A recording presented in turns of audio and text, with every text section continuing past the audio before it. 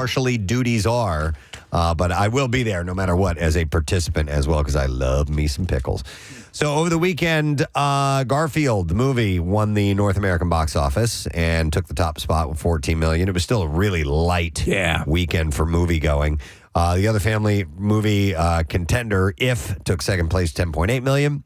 Furiosa fell to third in its second week with 10.8, dropping almost 60% of its debut weekend. And then you had Kingdom of the Planet of the Apes, followed by Fall Guy to round out the top 5. You know, the funny thing is both Fall Guy and Furiosa got great critical response. Yeah. People just aren't going. Just not going. Yeah. All right, so this is a weird little story that I stumbled across. According to an inside source close to Tom Cruise, the Mission Impossible actor is smitten with his pal Angelina Jolie and believes that she could be his perfect match. What? The two actors have discussed working together on various projects over the past few years, and recently Jolie has shown a willingness to get to know Tom on a more personal level. What? And the source says that Cruise admires Jolie's intellect and the fact that she doesn't really conform to Hollywood expectations. Plus, their shared status as megastars makes for a unique bond between them. I don't see it. I don't either. Yeah, I don't see it happening. I think she's too autonomous, and I think Tom needs to be able to be a little controlling. And Scientology. And Scientology. Yeah. Cruise isn't just captivated by Jolie, but is apparently strategizing how to pivot their friendship to a romantic relationship. He supposedly plans to first convince her to work with him where he'll have a chance to woo her without having to be too direct. Cruise is determined to move their relationship out of the friend zone, but wants to be careful not to overwhelm her. Now, he's going to need a step stool. On Scientology, yeah, he definitely would. On Scientology, insiders say that Cruise is aware of Jolie's anti-religious stance and doesn't want to impose his beliefs on her. That'd be a first. Yeah, but I don't think that they wouldn't. No, they wouldn't allow Scientology that. wouldn't stand for No, He doesn't stand for baloney, man. No. He just doesn't, He doesn't stand for baloney. He doesn't stand for Thetans. According to the insider, mutual friends of Cruise and Jolie believe the relationship actually stands a chance of happening. So I don't see it, but weird. Haley Atwell was a massive score. If that was in fact a relationship and not something that was promoted for the release of that first movie. It's a two-parter now, the Mission Impossible. The new movie coming out will be part 2 of it. And she was apparently, they were an item. No kidding. That was the word. See, I did not know that. Wow, interesting. I have some Haley Atwell news coming up here in a little while. The highly anticipated boxing match between Mike Tyson and Jake Paul has been postponed. On Friday, Most Valuable Promotions announced that the bout originally scheduled for July 20th will be delayed after Mike received medical attention from an ulcer flare-up on Sunday. Wondering what it was because they weren't saying for the longest time. Yeah, Tyson or said singing it. Medical professionals advised him to lighten my training, he said, for a few weeks to rest and recover.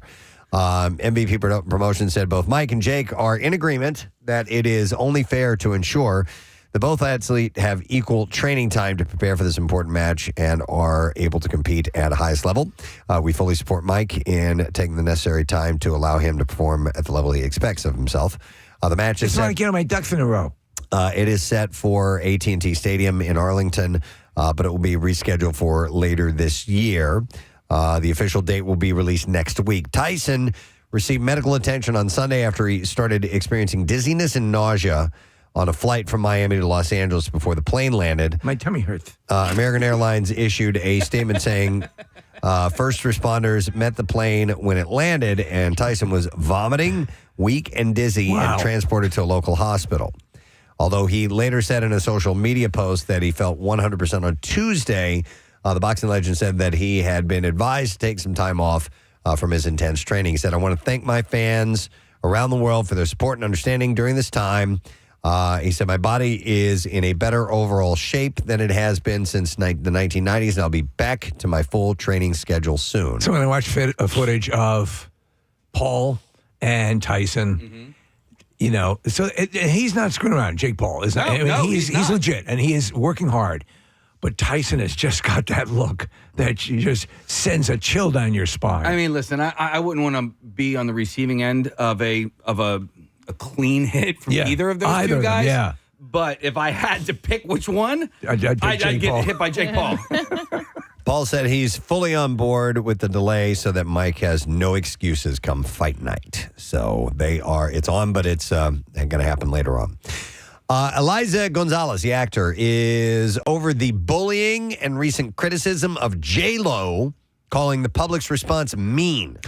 Oh, she's sticking up for J-Lo. Yeah, she took aim at the behavior towards Jennifer Lopez in a text post on Friday on her Instagram, saying, I have to say, the level of bullying that this woman has received in the last few months is so disturbing and heartbreaking. You know, I have an unreliable word that she's still Jenny from the block. Oh, really? Yeah. Is that right? She said, how can you complain about someone being mean while enjoying mean about them? Gonzalez added that the world is a complicated place and we have no clue what people are experiencing, on her story where she reshared an article about Lopez's summer tour cancellation. So people are human, she said, make mistakes and have some personal things happening while also having to be constantly perfect in the public eye.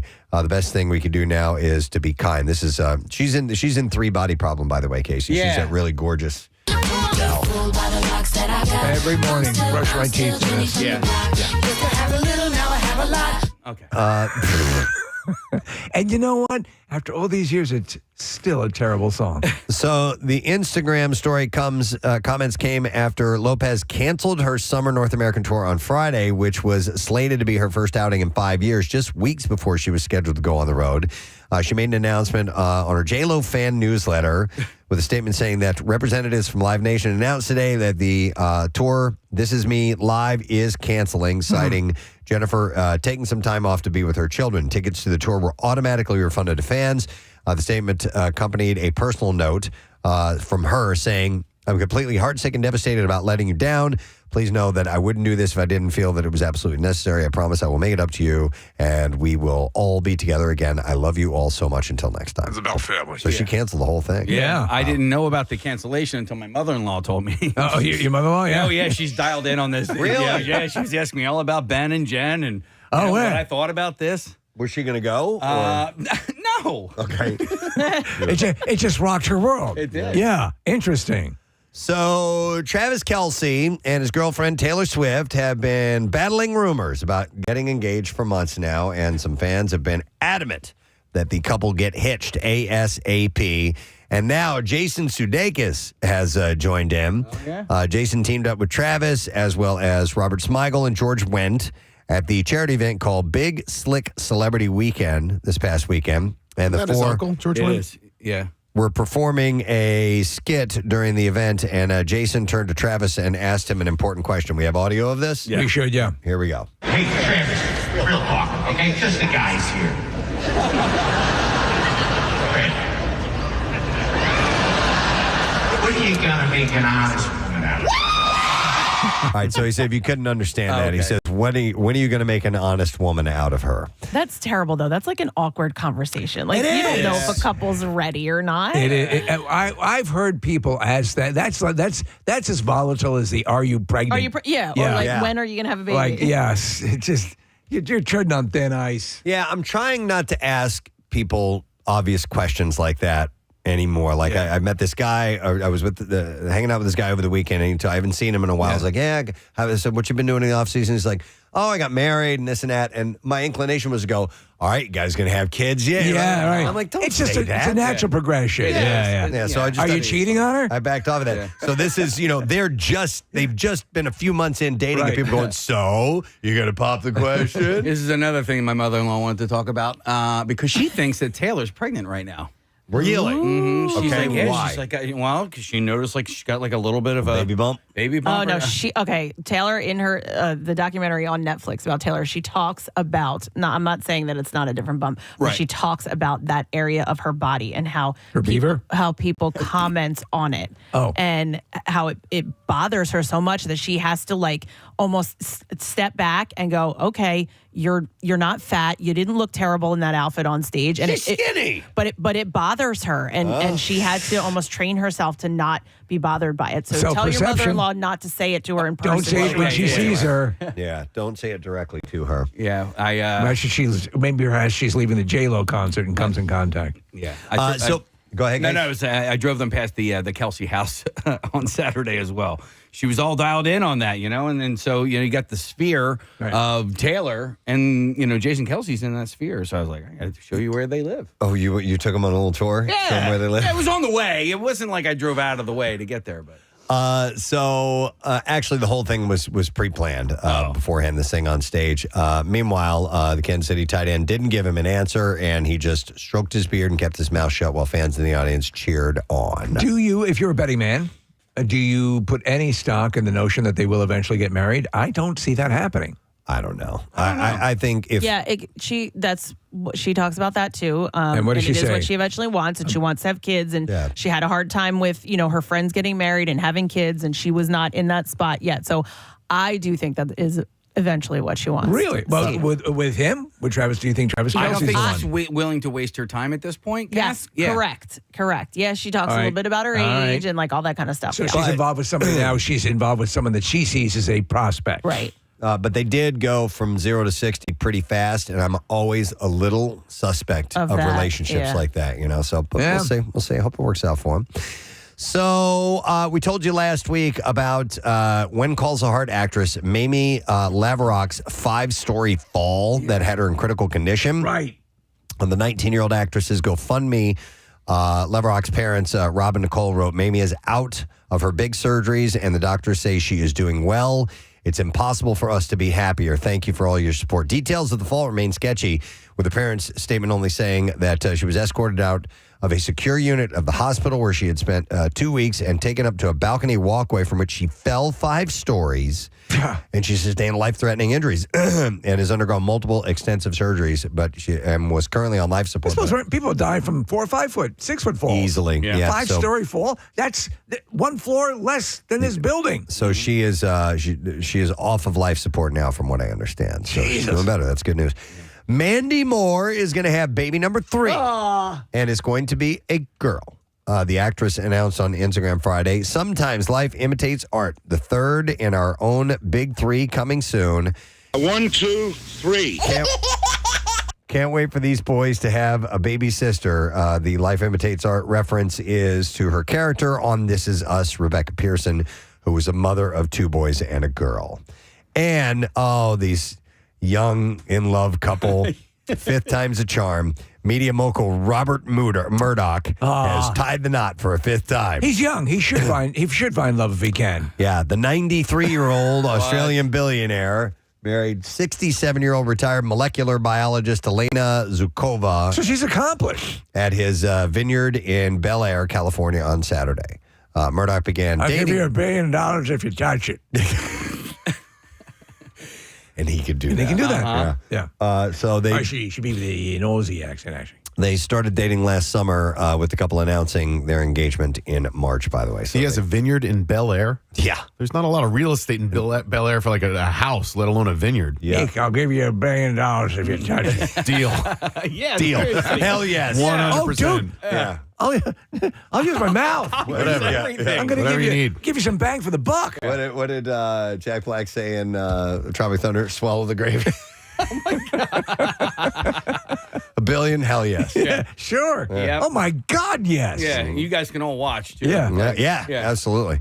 So I'll do it during camp out. The never-ending debate about Nepo babies in Hollywood has gotten another hot take. Maya Hawke, who has starred in everything from Stranger Things to Once Upon a Time in Hollywood, is the daughter of course, Hollywood stars Uma Thurman and Ethan Hawke. And in an interview... Hang on 1 second. Thank you, Uma Thurman. With the Times of London, she stated that she knows that she's getting roles because she's a Nepo baby, and she's totally fine with it. I would contend you may get in the door, but you're not getting the roles because you're a Nepo baby. You're getting the roles because you can pull off the roles. Exactly. No one's going to risk their projects just to make their parents happy. Yeah, you do get a leg up on it, but you have to bring it in order to secure the role. And she's really good. She's great.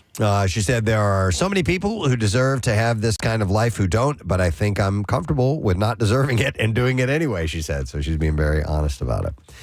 Netflix has given fans a look at Tomb Raider, The Legend of Lara Croft, as well as a premiere date. The animated series will star Haley Atwell, who we were just talking about, as Lara Croft, and will pick up after the events of the Tomb Raider video game Survivor trilogy, which there's there's Tomb Raider, Rise of the Tomb Raider, and Shadow of the Tomb Raider, and will tell the story of the next chapter of Lara's adventures. The anime series debuts on the platform October 10th, by the way.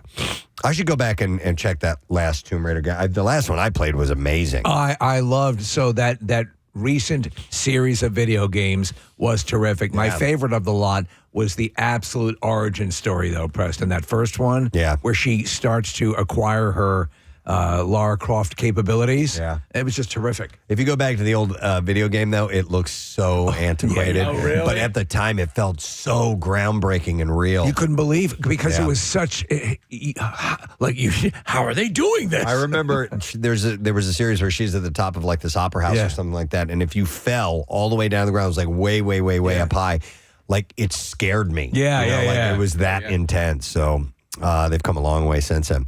After much uncertainty and several vague comments from Netflix, fans of the hit sci-fi series Three Body Problem now have a definitive answer as to the future of the show. On Friday, Netflix announced that the science fiction series will conclude after its third installment is released. So you guys are fans? Yeah, I like it. Yeah. So far, only one season of Three Body Problem has aired on Netflix. Executive producer D.B. Weiss said in a press release on Friday, "We always wanted to get to the final page of the third book of the trilogy, and it's really, really thrilling for us to that we will get to do." How similar is it to Tres Leches?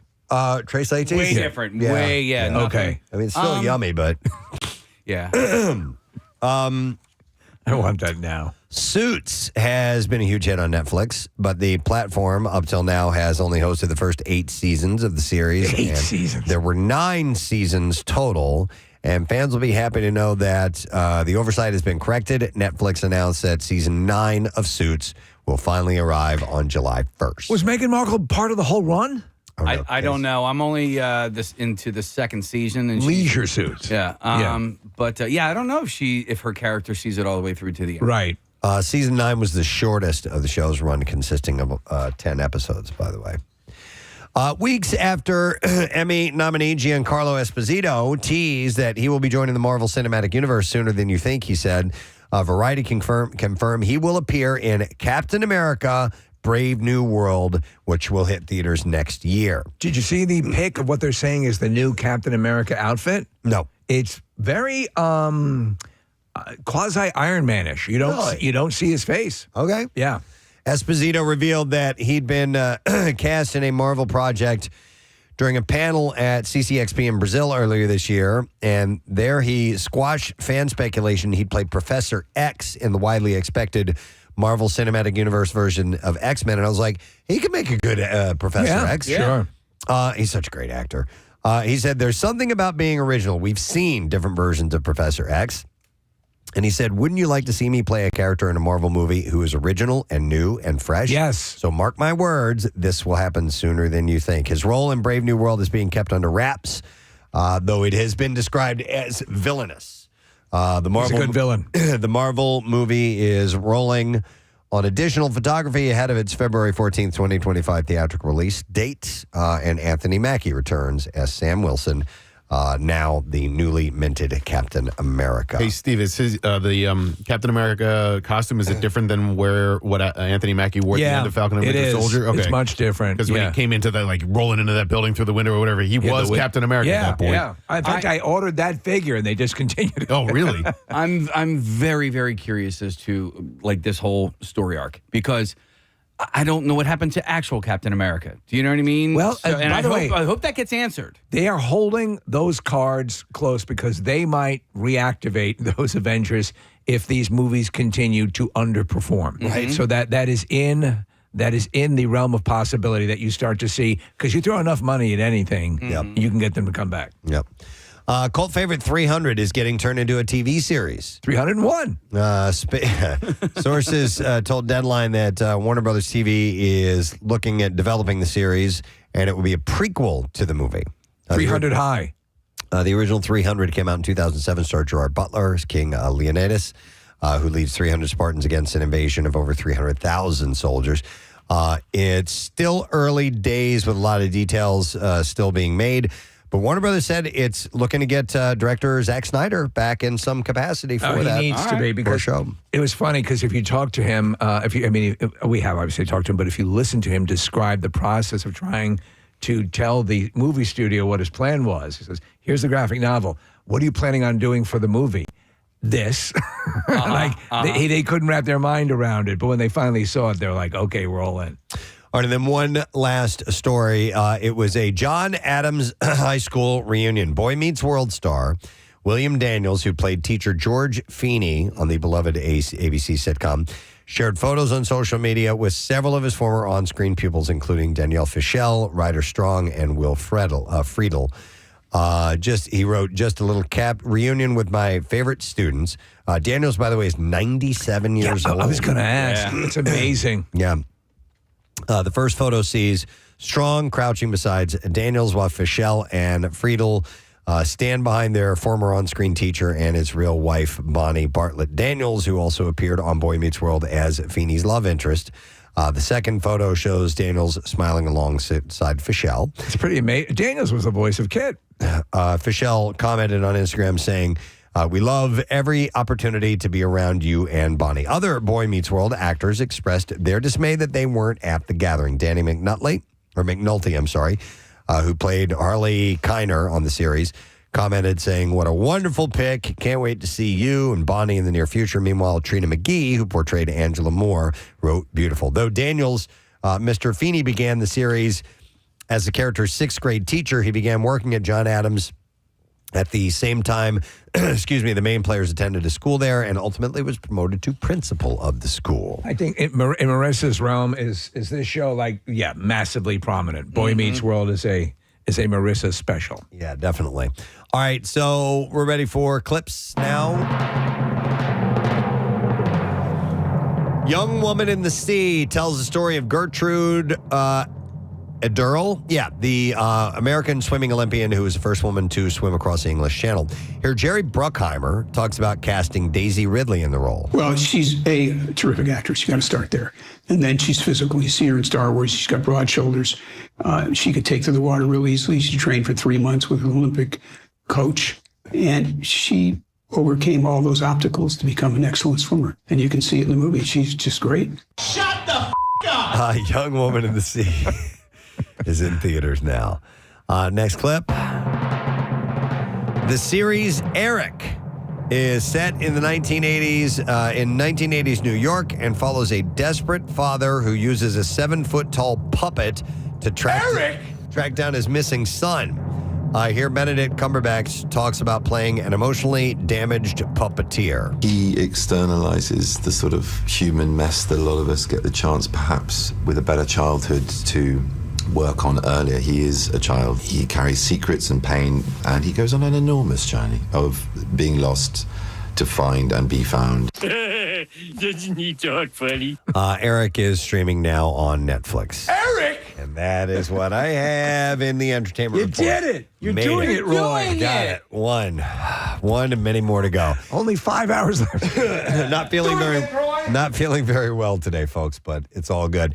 All right, so we'll take a break. Later on this morning, we're going to have Matias Tarnopolski joining us, and he is the president and CEO of the Philadelphia Orchestra. A little culture on our show this morning. They got some events coming up to tell you about. So we'll come back in a moment for all that, and we have several other things to get to today. So we will be back in a second. Please stay with us. Preston and Steve on 93.3 WMM. Never had an accident, not even one time. Hey, I didn't know Exxon had fuel trucks in it.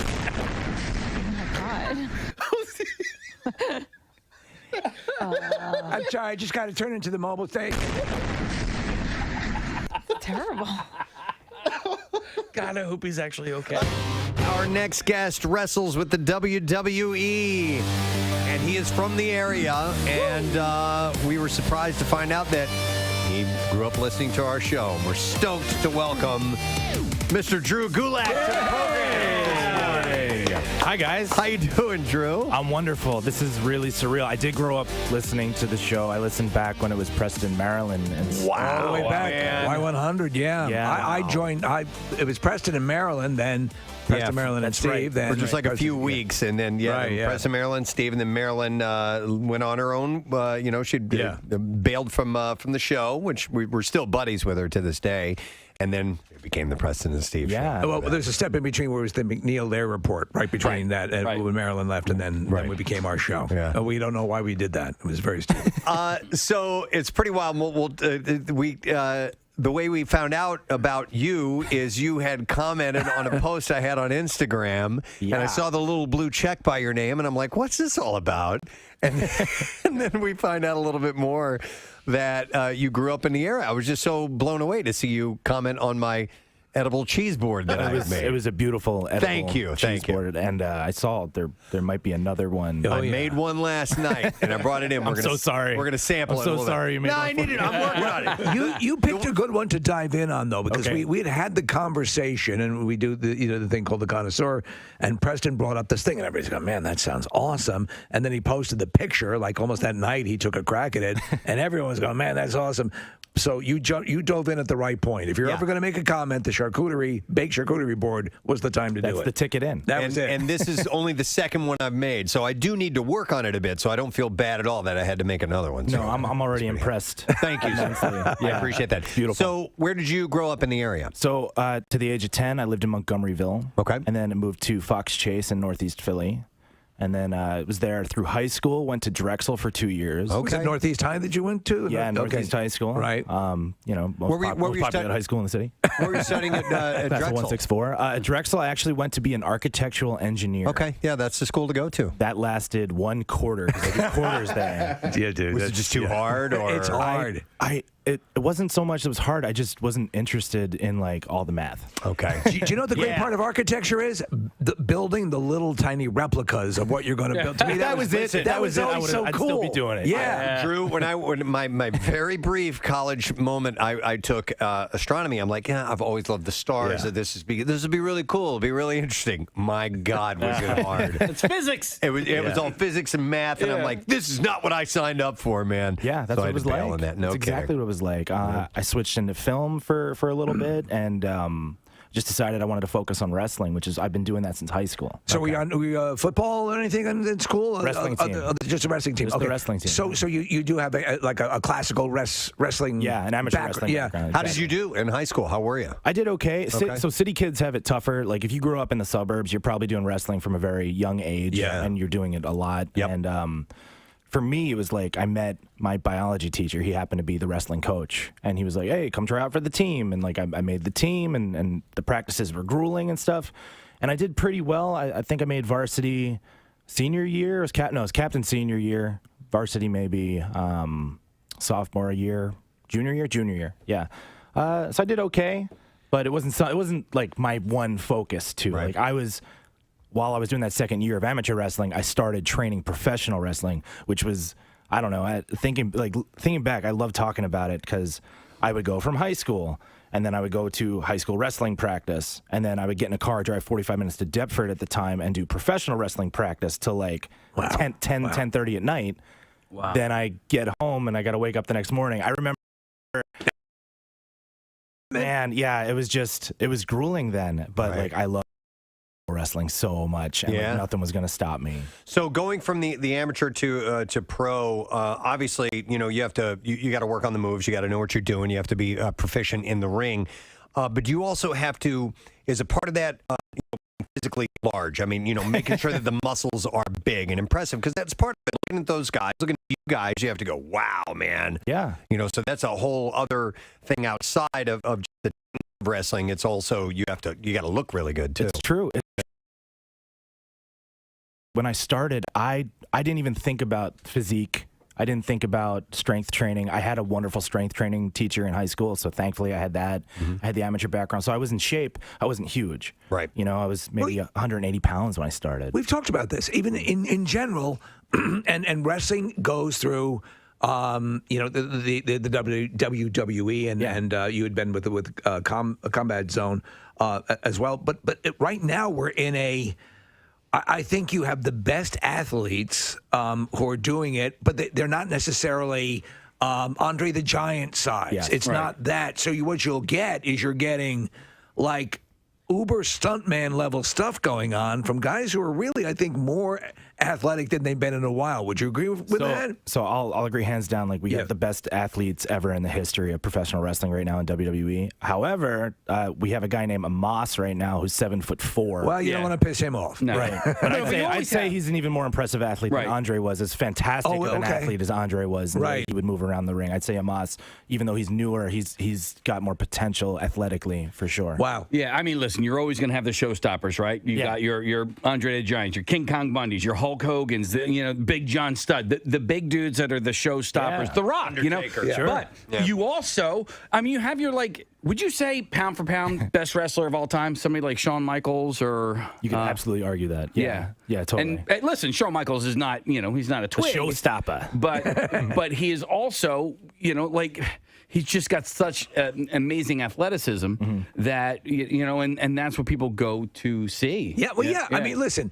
We've talked about this many times, and it is not false praise to say that the people that we have who come in are the wrestlers are the best entertainers, the best with the audience. That's why they can port so easily, a la Dwayne Johnson, into movies. Yeah. You know how to do it. So, a film career in your future, could be possible. Yeah. And so with that, I mean, I don't think there's any kind of training for being in the public eye and for doing that sort of work that's any better than the WWE in this world you're in right now. Thank you. Yeah. Thank you for saying that. Yeah. I agree completely. Just the experiences I had, even on my journey to get to WWE and traveling around the world and learning how to make a career as an independent wrestler. Right. Very similar to an independent musician has to find their bookings that they work, that they enjoy working. Sure, yeah. Can make them a profit or get them noticed and merchandising and stuff like that. And then just meeting connections and growing. That experience alone, I feel like I can do anything. I can take on whatever I need to. When did you learn that portion of it? Because you go to high school and you're a good wrestler, right? And that's athletics. But did you go to drama club? Did you learn how to write a script? Because there are these storylines that, as just a guy who's competing in wrestling, that you're not worried about that. But then you get into the entertainment side of things, and it really changes the dynamic. So how did you and when did you learn that part of the business? So I would say that the high school wrestling, if anything, it didn't really push me into the pro wrestling career. If anything, gave me a good foundation athletically to kind of not get hurt in training. Right. The performance side of everything and the creative side of everything, that kind of grew organically for me just over time, gradually, because I was independent. I didn't have somebody strictly coaching me on just, you need to do this here, you got to do this, at certain times. I had to kind of experiment and find that out on my own. Now, I did work for certain places that had very scripted out storylines and stuff like that. Right. And that's another thing I had in my wheelhouse, just based on that experience alone. It wasn't one strict thing. I'd say it took me about 6 years to start to get comfortable and learn all of that and how to put it all together, just for me. That was my story. But just a very gradual experience learning the performance side of it. What was mom and dad's reaction when from architect. From architect what to do you engineer? mean? Yeah, right. Oh, we had hoped you would put that architecture stuff aside. That was not the conversation that we had. There's no work in architecture. No, it was interesting. My family, they knew that I was super passionate about it, but they didn't really get professional wrestling. They didn't understand it. So to do it on an independent level, that's real scary as a parent, seeing your kid just go and just mess around at these shows. You don't even know what's happening there. He could get hurt. He's not making money. I'm making maybe $50 to $200 at most. That's a really good payday on an independent level, for real. That's pretty scary as a parent. Do you know what's funny, though? If you were to go, and I wonder if you go to your parents and say, I would like to become a Hollywood stuntman, or because essentially in this, what they call sports entertainment, there's just a nuanced difference between them, but still just somehow we think, but that has to, look, they look at your success. Did you see the movie The Wrestler? We talk about it all the time. It's amazing. So, I was very lucky to be there when they were filming it at the arena in South Philly. My poster's in the movie. That's awesome. Little tidbit. But one of the things I thought was so cool about when Aronofsky created that story is that he did it kind of in conjunction with Black Swan. Yeah. And he considered, originally they were the same movie, and then he turned the ballerina into a stripper, and that's where Marissa Tomei's character came from. So he made Black Swan separately. But when they designed that story, it was the merging of like what people consider a low-class art form and what people consider a high-class art form between wrestling and ballet. That's wild. And showing the obsession that performers can go through trying to reach heights in the same thing. Yeah. But it's such very cool. It's such, and also I'll say this: in the evolution, you guys are always like whip smart. You know, there was this perception for the longest time. You know, these things. Yeah. But to conduct these things and to do this at the level you do it, you know, is very intense. And talking about getting your thing. What is your gimmick? What is your, you know, because you've got to have that immediate high concept thing that the audience can go, okay, he's this guy, he's the heel. I think pretty weird story out of Spain. Taylor Momsen of the Pretty Reckless was bit by a bat on stage. Jeez. Yeah. She's actually performing, Kathy, and the bat is like on her. It's on her dress. Dress, yeah. That's crazy. Yep. So she was on stage. Did she know at first that it was on her No. dress? So people were trying to point it out to her, and she didn't know at first, and she didn't even realize that she had gotten bitten. Yeah. But in fact, she wrote. She said of all songs, it was during a song called "Witches Burn." Oh yeah. And she said, a bat flew onto me and clung to my leg in the moment I was performing, and I had no idea until the incredible crowd kept screaming and pointing. She said, he was cute, but yes, he bit me. Wow. So rabies shots for the next 2 weeks. Yeah. So she said, thanks to all the staff at the hospital who dubbed me Batgirl after seeing it on the local news that morning. More footage to come, and she said that one is for the books. So I guess she didn't finish the show, had to get off and go to the I think they continued on. Oh, she did. It's not like, if you get, I don't think you have to immediately. Okay. It's not like a snake bite where there's venom or something. They recommend no encore. Yeah. Just bit by a bat. I'll wrap this up, and then head over to the hospital. What is the status now of these kind of shots? Because I've never gotten, I think, a definitive answer on where we stand now with the last I remembered, you got a whole series of shots in your stomach. In your stomach. I think that is not the case anymore, Steve. I'm not 100% sure on that, but that was my fear as a kid. Number one, rabies, because we used to run around out in the woods all the time when I was a kid. And then the bigger fear than a rabid animal was the fact you had to get shots in your stomach. Right, right. And my understanding, and they'd always say the needle is this long. Right. When it had to have been about 20 years ago, I saw this little kitten next to my house, and I chased him down because I was going to save his life.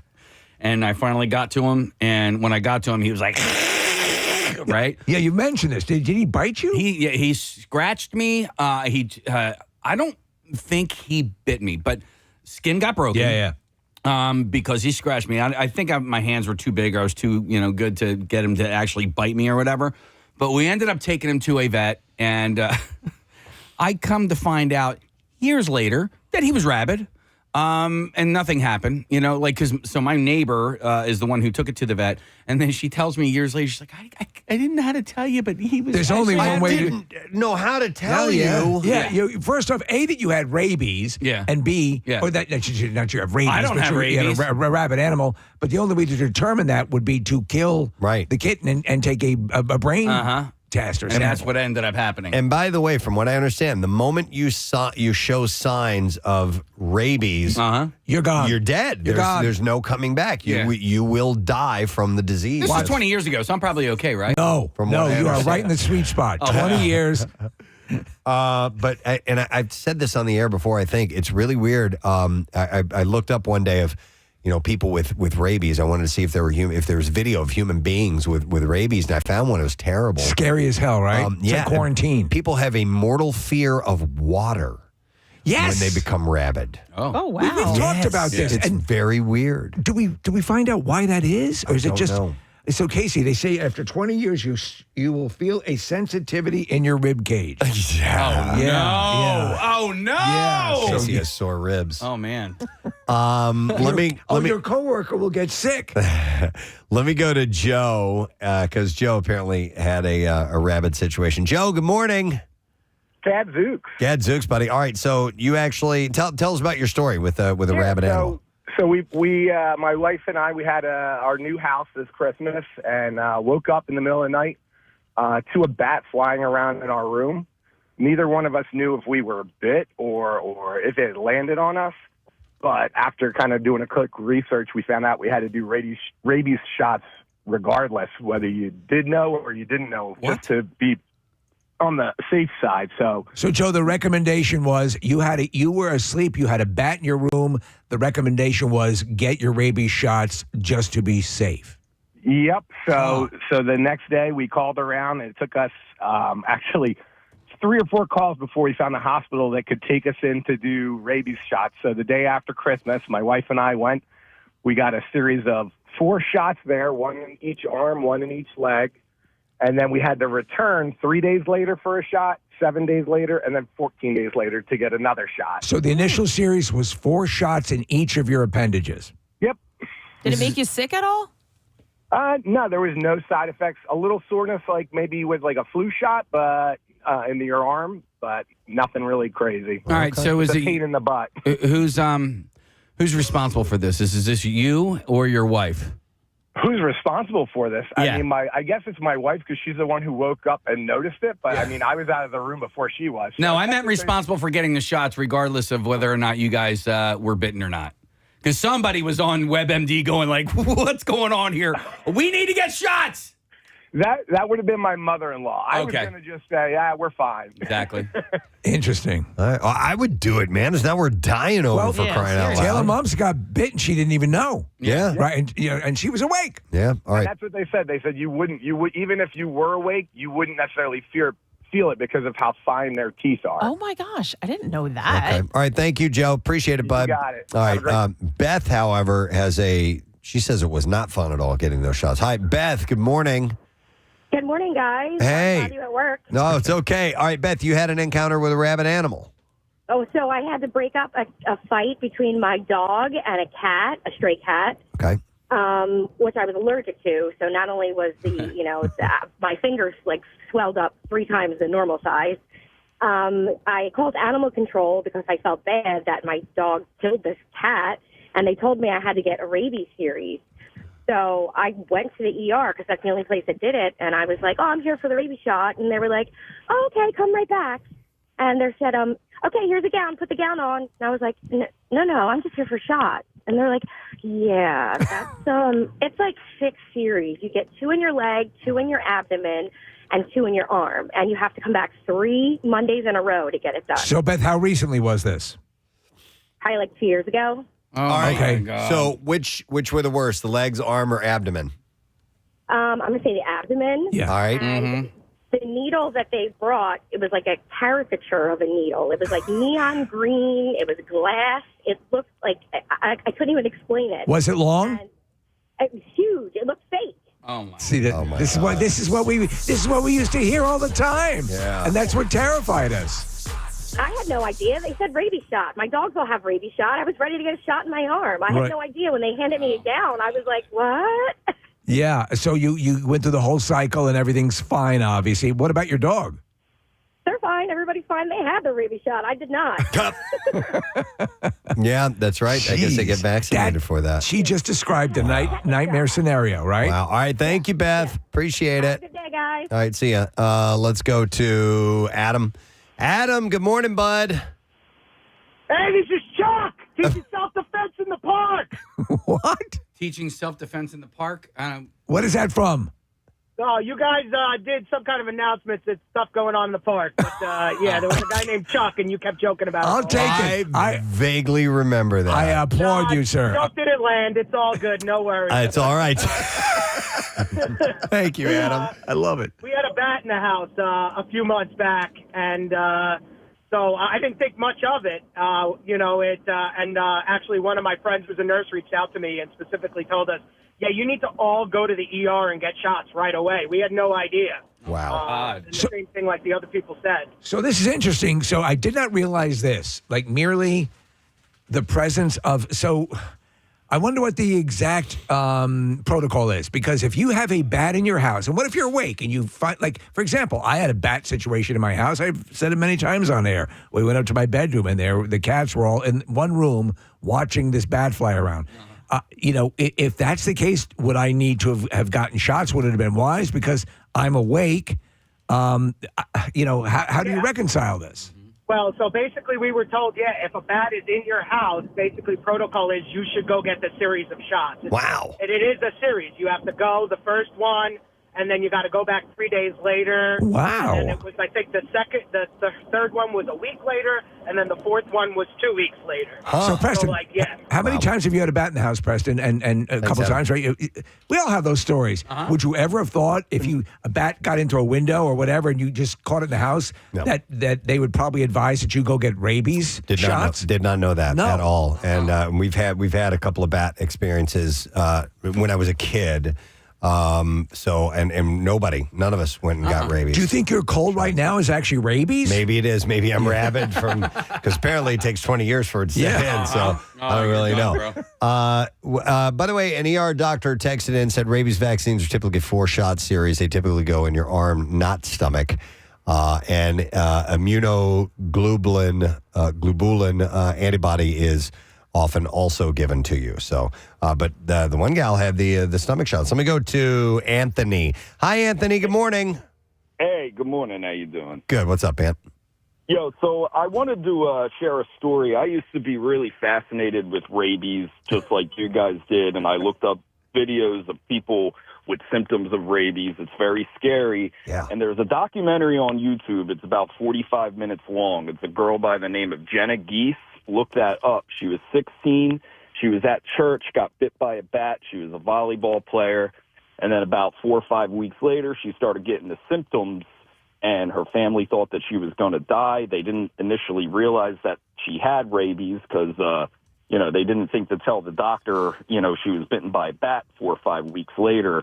And she's probably one of only 4 people in the entire world that's actually ever survived rabies after getting the symptoms. Right. And she had to relearn everything. She had to relearn how to tie her shoes, relearn how to talk. She's not the same. Like, her speech is slurred. She really can barely ride horses, like physically, messed her up physically, cognitively, everything. But there's a really good documentary about it. And, she speaks out about rabies awareness. But, rabies is something that I used to be kind of morbidly fascinated. Well, we all pick our things. Yeah. I mean, again, that movie Quarantine is they're basically they're getting sort of a rabies type condition, but and obviously they go to dramatic extremes in the movie. But I've always heard, once you're diagnosed with the symptoms, you're gone. Oh, I didn't know that. Pretty much, it's very rare. I didn't Very realize rare. that. Yeah. Thank you, Anthony. I appreciate it. And you go insane. Yeah. In the membrane. Yeah. I always think when we talk about rabies, you have to think about Old Yeller, right? Of course, which is just devastating. That was. I Horrible. still like have the picture of that movie, like at the end when the dog is coming towards the car. I still see that in my head. I wonder why my parents showed me that movie. Wait, are you talking about Cujo? You're talking about Cujo. I was talking about Cujo. Another rabid story. What is this conveyance you have? Yes. It's called an automobile. This doesn't exist in this day and age. It is the horseless carriage. Hang on, let me go to Danielle. Hi, Danielle. Good morning. Good morning. How are you? Good. We were talking about Taylor Momson. She got bit by a bat and had to get rabies shots. You had an encounter? Yeah, my daughter, it was like 2 a.m. My daughter comes into my room. She has her blanket over her head. She's like, there's a bat in my room. We were like, what? You got a bat in the cave. And my husband was like, what? But she had enough sense to put a blanket over her head and shut the door when she left. Yeah. That is smart. True. But we still didn't believe her, so we went in. Sure enough, she had lights hanging around her room. We see a bat hanging there. We were like, oh, my God. We wound up calling animal control. They caught the bat. They were going to send it out for testing. Yeah. So the next day, she's like, my leg's really bothering me. She slept with like an Afghan type thing. Yeah. Here, there were like puncture marks on her leg, and her leg was like hot, red, and swollen. Oh, my God. Wow. So she must have like woken up when the bat bit her. Yeah. And we called the pediatrician. The pediatrician was like, oh, you should take her to the ER, blah, blah, blah. We take her. And I'm like, no, they're testing the bat. They were like, they pretty much guilted me into not waiting for the test and getting the rabies shots for her. Yes, no, of course. And since, it's, at least for what it seems to be the case, is that if you get these and you aren't you weren't bitten by a rabid animal, it's not going to harm you if you get these shots anyway. True, but I just didn't want her going through all the needles. But she got them in her butt, and she was fine with them. Okay. I wonder if you can pick where you know. Yeah, thank you, Danielle. Butts to nuts. By the way, where is it where rabies doesn't exist? Is that in like New Zealand or Australia? There's somewhere where Antarctica? they have very, very strict quarantine rules or rules about. That's why, like the Johnny Depp thing when they brought their dog in. Yes, yes. It might have been Australia or New Zealand. I'm not sure. That has zero incidents of rabies, and they are very strict about keeping it that way. There's several, actually, Preston. Okay. So, yeah, there's a long list, including New Zealand, Antigua, American Samoa. So a whole bunch of island countries are on here. Okay. All right. Interesting. So I was looking up that documentary that the guy was talking about before about Jenna Geese, and I found an interesting fact that a lot of times people think now, looking back on the history of people where there was like a possession or demonic or something like that, they might have actually had rabies. Oh. And so, Steve, they would literally bring in like exorcists to try to rid them of this possession, but when in fact they were just had been bitten by a wolf or something like that. Wow. Yeah. Okay. We have a guest on the Xfinity mobile guest line. Talking about rabies and whatnot. You know, we're going to get a doc to call in. Our very good friend from Penn Medicine and Fox 29, Dr. Mike Sirigliano. Hi, Dr. Mike. Hey, guys. Hey. Well, look, I want to agree with that ER doc that texted you.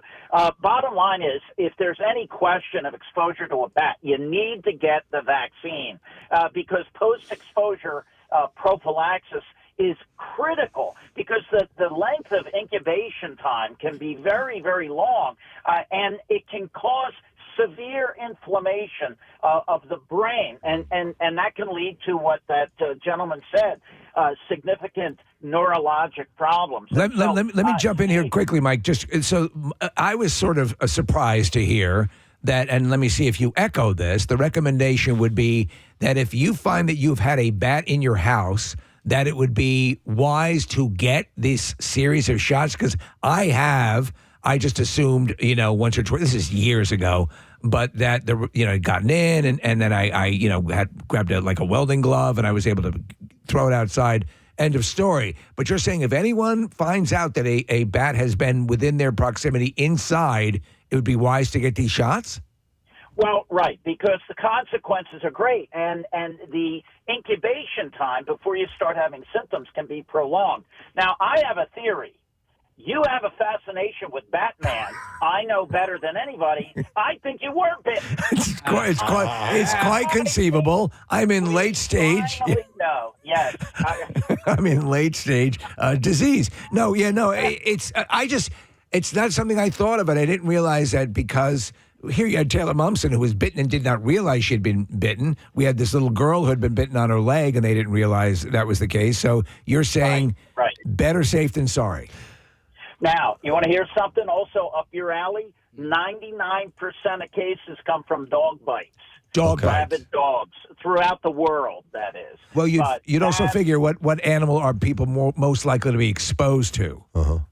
Well, right. I mean, but it's correct. Antarctica, I think, is the country that has not had any deaths, but it's a significant problem throughout the world. But you do have the vaccine, and in some people who work in rabies labs and are at high risk, they'll do a prep. They'll do pre-exposure vaccination just to protect them. But there really is no cure for this. You have to get the vaccine and monoclonal antibodies or immunoglobulins. That's where you get immediate treatment. If someone has a deep wound, they might need to get that in addition to the shot. Does rabies share any sort of commonality with, say, like a mad cow disease? Someone who gets that? Well, mad cow disease is a prion. That's a scary little sucker. It's like a little DNA package, and it's hard to kill. And that keeps me up at night late worrying about prion disease. But no, that's different. This is a virus, and so it's something that we have a vaccine for, but there is no cure. You need to jump on it right away. Okay. Any other animals besides bats that are common carriers of that, Dr. Mike? I've heard the skunks, or do skunks not carry it? There's something like... Oh, no. Any animal can carry it, especially out in the wild. Okay. But if you're exposed to anything, you have a dog that was bit by an animal. Dogs are given rabies shots prophylactically because of their risk. We are not. We only do it post-exposure unless you're one of those high-risk people. But it's a tale that needed to be told and is very, very important. All right. Well, we appreciate the call. Thank you, Dr. Mike. Love you. Love you. All right, we'll see you later. I think it was. I think the thing about the skunks was they can have it, carry it, and not be affected by it, or maybe possums or something like that, where it doesn't affect them in any way. I remember years ago, we were kids, and one of somebody's older brothers said, squirrels are the most rabid animals in the world. And so for about the better part of a month, you would see like 12 guys running, screaming from squirrels because we thought, we're going to die. But then obviously that sort of ended. This looks interesting. I'm going to go to Sarah. Hi, Sarah. Good morning. Good morning. How are you today? Good. What's up, Sarah? So last year I got scratched by a feral cat and called the doctor, and he was like, if the cat was cleaning itself, it could have saliva under the paws, you should get rabies vaccine. So I went in to the emergency and I got my vaccines, and the bill I got like 3 months later was for $37,000. You're saying, Lord, your rabies cycle of shots cost $37,000? $37,000. It was more than my car. Luckily, I have insurance and it covered it, except for my deductible. But $37,000 because it's. Most hospitals don't carry them because it's not something like a normal vaccine. Wow. And because you have to get so many of them and it's a cycle, it was $37,000. $37,000. Would they have accepted a Bed Bath & Beyond coupon? I would hope they would have accepted anything at that point. $37,000, man. Wow. But and they're saying you're not coming. This seems like a fairly, with all the animals out there and dogs and animals and people being bitten, you would assume that most hospitals would have this, right? Right. And possums are the only animal that don't carry rabies because their body temperature is too low to host the rabies. They rarely carry it. Does someone want to rethink possums now? Hey, no. Sarah, did they give you injections in your stomach at all? No, I didn't have stomach. I had... They do the injections by weight, and since I'm a chunky girl, I had to get more than most people, so I had 3 in each leg and 3 in each arm. Whoa. Okay, yeah. Wow, and that was for each session of going through those? Yes. Wow. But no stomach, all right. No stomach. Just they do it in the they try and do it in as much muscle as possible. God, I hate the shots that go into the muscle. Intramuscular, yeah. Muscular, so it was arms and legs. All right, thank you, Sarah. Appreciate it. Take care. We'll see you later. Man, that's gnarly. Let's see. Somebody was bitten by a fox last week. That's Ted. Let me go to him. Hey, Ted, good morning. Morning. Nice to see you. Nice to see you, buddy. What's up? So this happened to me just last Friday. We have chickens, and I went out to feed them about 6 o'clock last Friday morning, and I see there is a small fox caught in the net around the chicken run, and it just was completely tangled. And so I go out there and try to free it with some clippers, and it bit me. And it wasn't a deep bite or anything, but it definitely did draw some blood. Yeah. I called my family doctor. He said, well, look, the problem with a wild animal is when you're attacked for absolutely no reason. You're walking down the road in the middle of the day and you see a raccoon, which shouldn't be there in the middle of the day, or a fox, and it attacks you. We lost very him. Concerned. Yeah. My doctor said in this situation, it's highly unlikely that fox had rabies, and he said the fox had a reason to bite you. Right. In other words, the fox was not in a unique. For example, a raccoon during the day, we always joke, but raccoon at day run away. Yeah. Because it's not They're nocturnal. And your doctor, I'm sure, it seems that your doctor was busy and really didn't want to see you. Yeah, come on. That was the sense I got. I read a while back, though. Remember, I think I'd said this on the air that foxes don't carry the disease. Nick, you'll have to look that one up. So I don't want to, pass misinformation. He said, I can't tell you with 100% certainty that this fox did not have rabies. Did you entertain the notion of getting rabies shots? I thought about it, and I was just kind of busy that morning, so I thought, yeah. All right, let me interrupt, Ted. I am way wrong. Foxes are the primary carrier of different strains of rabies that occur in other regions of North America. You were don't a little listen wrong. to me. I'm sick today. You were thinking of fly honeys, Preston. Oh, pal. Check out this breakdown of the animals in North, Thanks, Ted. Appreciate in North America, Preston. All right, bats, 33%, raccoons, 30%, skunks, 20%. So we talked about skunks earlier, and then foxes. All of those animals, if you get bit by any of them, you got to be careful. Yeah. The thing with foxes is that they're so cute. Damn it. I meant to leave him on the line because he said something I didn't realize. He said it was caught in the chicken run. I always thought that was just a movie from Wallace and Gromit. Right, I didn't know a chicken run is an actual with Mel Gibson part of wasn't that a Wallace and Gromit movie? Same people, Preston. I'm well versed in chicken run. If you could look up what a chicken run is, Nick. So fenced in or enclosed outdoor space for chickens to roam safely. Okay. In the chicken run. There you go. Well, you think it's funny to hear people, in this area, I mean, chickens and the foxes are getting it. It's like it's. Oh my God! My son's high school, they have chickens there, Steve, and more people that I know have them. They have them for eggs. They have them for pest control. But a fox or possibly a weasel broke into my son's high school chicken coop and killed all of the chickens last week. Killed them all. Yeah, and so kill them all. Casey, they said the way that the chickens were killed, they thought it looked more like a weasel assassination than a fox death. So there's a clever fox making it look like a weasel. Maybe throwing him off the scent. In fact, he walked in single file. I guess, Casey, we do have weasels in the area, or martins, which are similar to weasels, but I had never heard of weasels killing chickens around here, but yeah, they literally, the school... These are not the weasels you're looking for. The school district sent out an email to everybody saying, I shouldn't laugh at the chicken death, but they said if any...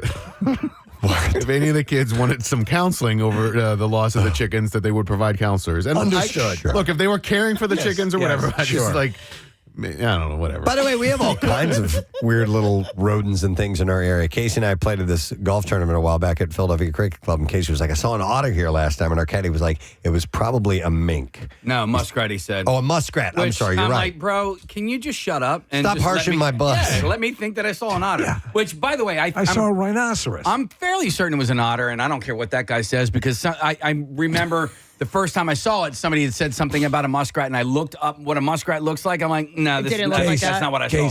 Otters are working their way back into the area. Yeah. River otters, I was reading an article about this. Yeah. That in our area, where they used to be a lot more infrequent, you're seeing them more and more. And they're coming more towards our more populated And they're areas. singing as they do it. You might have seen an otter. Yeah. So you're backing him on that? Yes, I am. And they like to play. Most of them will perform in traveling jug bands. I'm going to go to, I have a few calls I want to go to. Let me go to Megan because she's a vet tech. Hi, Megan, good morning. Morning. Hey. Sorry to bother you at work. No, we want to hear what you have to say. What's up, Megan? I don't know if this is too graphic for you guys, but it does add to the zombiness of rabies vaccine. But part of my job is when people find a bat that they suspect have rabies, the only way to test is we have to cut the head off. Yes. And send it in for testing. Oh my gosh. Yes. Yeah, we were That's your talking job, about Megan? that. Yeah, that's me. And that's our job. We chop the heads off and we send them to the county for testing. Okay, so you send it out. You guys will decapitate. That's your gig. And then you send it off and they do the testing. Do they just need, is it the brain that they're testing? Yep, it's Okay. just the brain. So that But- if it's not, they send it back, you reattach it, and then send the bat on its way. Yes. Let me ask you, is it just simply a case of no one has really, it's of low-level concern? Why, is there an option to having to decapitate an animal that might otherwise not be rabid? or is it just like, well, it's a rat, it's just it doesn't matter. Has anyone ever tried to perfect a method of determining rabies in an animal without decapitating it? They've never found another way to test for rabies because of how it affects the brain. That's the only way they can test. Well, so, Megan, you probably have to decapitate dogs and cats too that you guys that are brought to you, They're right? not rabies vaccinated. It's actually required by law to have your dog and cat rabies vaccinated because of that. Right. So if they're not vaccinated, they either can do a quarantine depending on the county, or we have to chop the head off. All right. So it's very important to get rabies vaccine for your pets. Do you have a little miniature guillotine that you use? That's what I was wondering. Or is it sadly, a saw or a knife or what? Sadly, it is just a scalpel blade, and the first one I helped with was a big, very large dog. Oh, man! Like a Great Dane with a scalpel? No, it was a Siberian Husky. And you cut the head. What did you use? Scalpel. A scalpel? How about a chainsaw? Yeah. Or at least She's like chuckling, like serrated knife or something. That's the dumbest way. That's like excavating for a pool using a melon baller. It takes a while. I mean, the bats are a little quicker, but yeah. Let me ask you. Oh my God, she's like the funny things at my work. Have you ever wanted to decapitate a pet owner? There have been some moments. There have definitely been some moments. Wow. All right. Thank you, Megan. Appreciate it. Wow. Thank All you, guys. John's been on hold for a long time. Let me go to him. We have to wrap up here shortly. Hi, John. Good morning. How we doing, Presto? Good, bud. What's up, man? I just want to say people who get the vaccine, get rabies in the United States are lucky. My wife, she was on a boat in Antarctica. They stopped in Chile, and she got bit by a rabid dog. Oh, my God. And so, And then, what was the protocol? well, she got back on the boat, on a research vessel, and then they realized she got bit by the dogs. They had to call different ports around Chile and all South America, and they had to get the vaccines flown to that doctor's office. So if we heard a tab earlier of $37,000 for a cycle of rabies treatments, how much did getting that cost? I don't know. I think that she was on a research vessel. I think they covered all the costs. Wow. Jeez. But it was difficult just to get the vaccine for her, I'm sure, right? Yeah, she get back on the research vessel. They drive, on the boat up South America somewhere, and then they hope they were at the right port where the shots were going to be. Wow. That's crazy. But clearly she made it, right? Yeah, so sometimes you have to drive like a day and a half inland to find the doctor's office. Yeah, I'll put her on the phone. Oh, my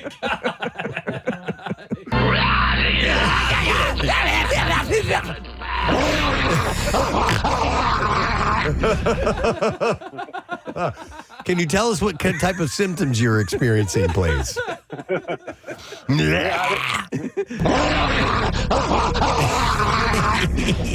I'm glad she Thank got you, it, John. man. That could have been bad. Wow. Okay. Well, Taylor Momsen is going to have to go through a series of the shots because she was in Spain performing on stage. It's bad. And the video is great because she's got this bat on her upper thigh. It's like half on her dress and half on her leg. And she looks down, people are pointing out to her, and she notices it. And she just, rather than what we would do, which is, oh my God, and brush it off, she just kind of starts walking around, like looking at it, going, yeah, look at, he's on there. And could you imagine me if there was a oh my God, bat on my dress? You'd have a full bowel evacuation. I would have passed out. Dude, when my dog, no, it was my cat Sneakers brought in a bat, but we thought it was a baby bunny, and we're like, oh my God, he's got a little baby. I'll never, I could still hear my mom going, it's a bat! well, yeah, she's got to go through the series of injections, so just to be on the safe side for sure. But it definitely bit her from what they're saying. Thank you for this conversation because I just learned that the otter, Nick, is in the weasel family. Did you know that? I did, yeah. Yeah, I did not know that. Weasel, or what would you, how would you pronounce, is it mustelid? I don't know. Mustelid? But like ermines and weasels, and minks. They're all in the same family. And last week, we missed this, but we should acknowledge it. It was World Otter Day. Oh, we did. How did I miss that? Actually, I have an otter story coming up in the bizarre file, believe it or not. And if you think you're seeing otters in the area, you can be assured that the otter population is becoming more reinvigorated around this area. Well, good for otters. We'll take a break. We'll come back in a second. We will get to the B file when we return, so stay with us, please. Preston and Steve on 93. He's the bad guy or the good guy, or we don't know. Bad guy, guys. So let me ask you, given your druthers, what appeals to you more? The heel or the hero, or being a good guy or a bad guy? Yeah. I like both. I'm rare. Like that. Actually, most people would say that like, I like being a heel because that's easier. It's easier to get people pissed off at you instead of people to cheer for you authentically. But I enjoy both. I always love the transition out of the bad guy who's suddenly like, wait a second, he might be good, because the audience tends to like. We understand this guy now. Oh, yeah. Yeah. They know. Many of them, follow. we're bad and then become good. I think historically, too, those are the most successful kind of characters that take off. Like Stone Cold Steve Austin's a perfect example, where he came in when he started doing the Stone Cold character. Like, he was just badass, no nonsense, but he was beating up people that people really cared about. And that was not enjoyed for a lot of fans. And then they started realizing he doesn't take crap from anybody. Yeah. And then it was a natural, organic turn.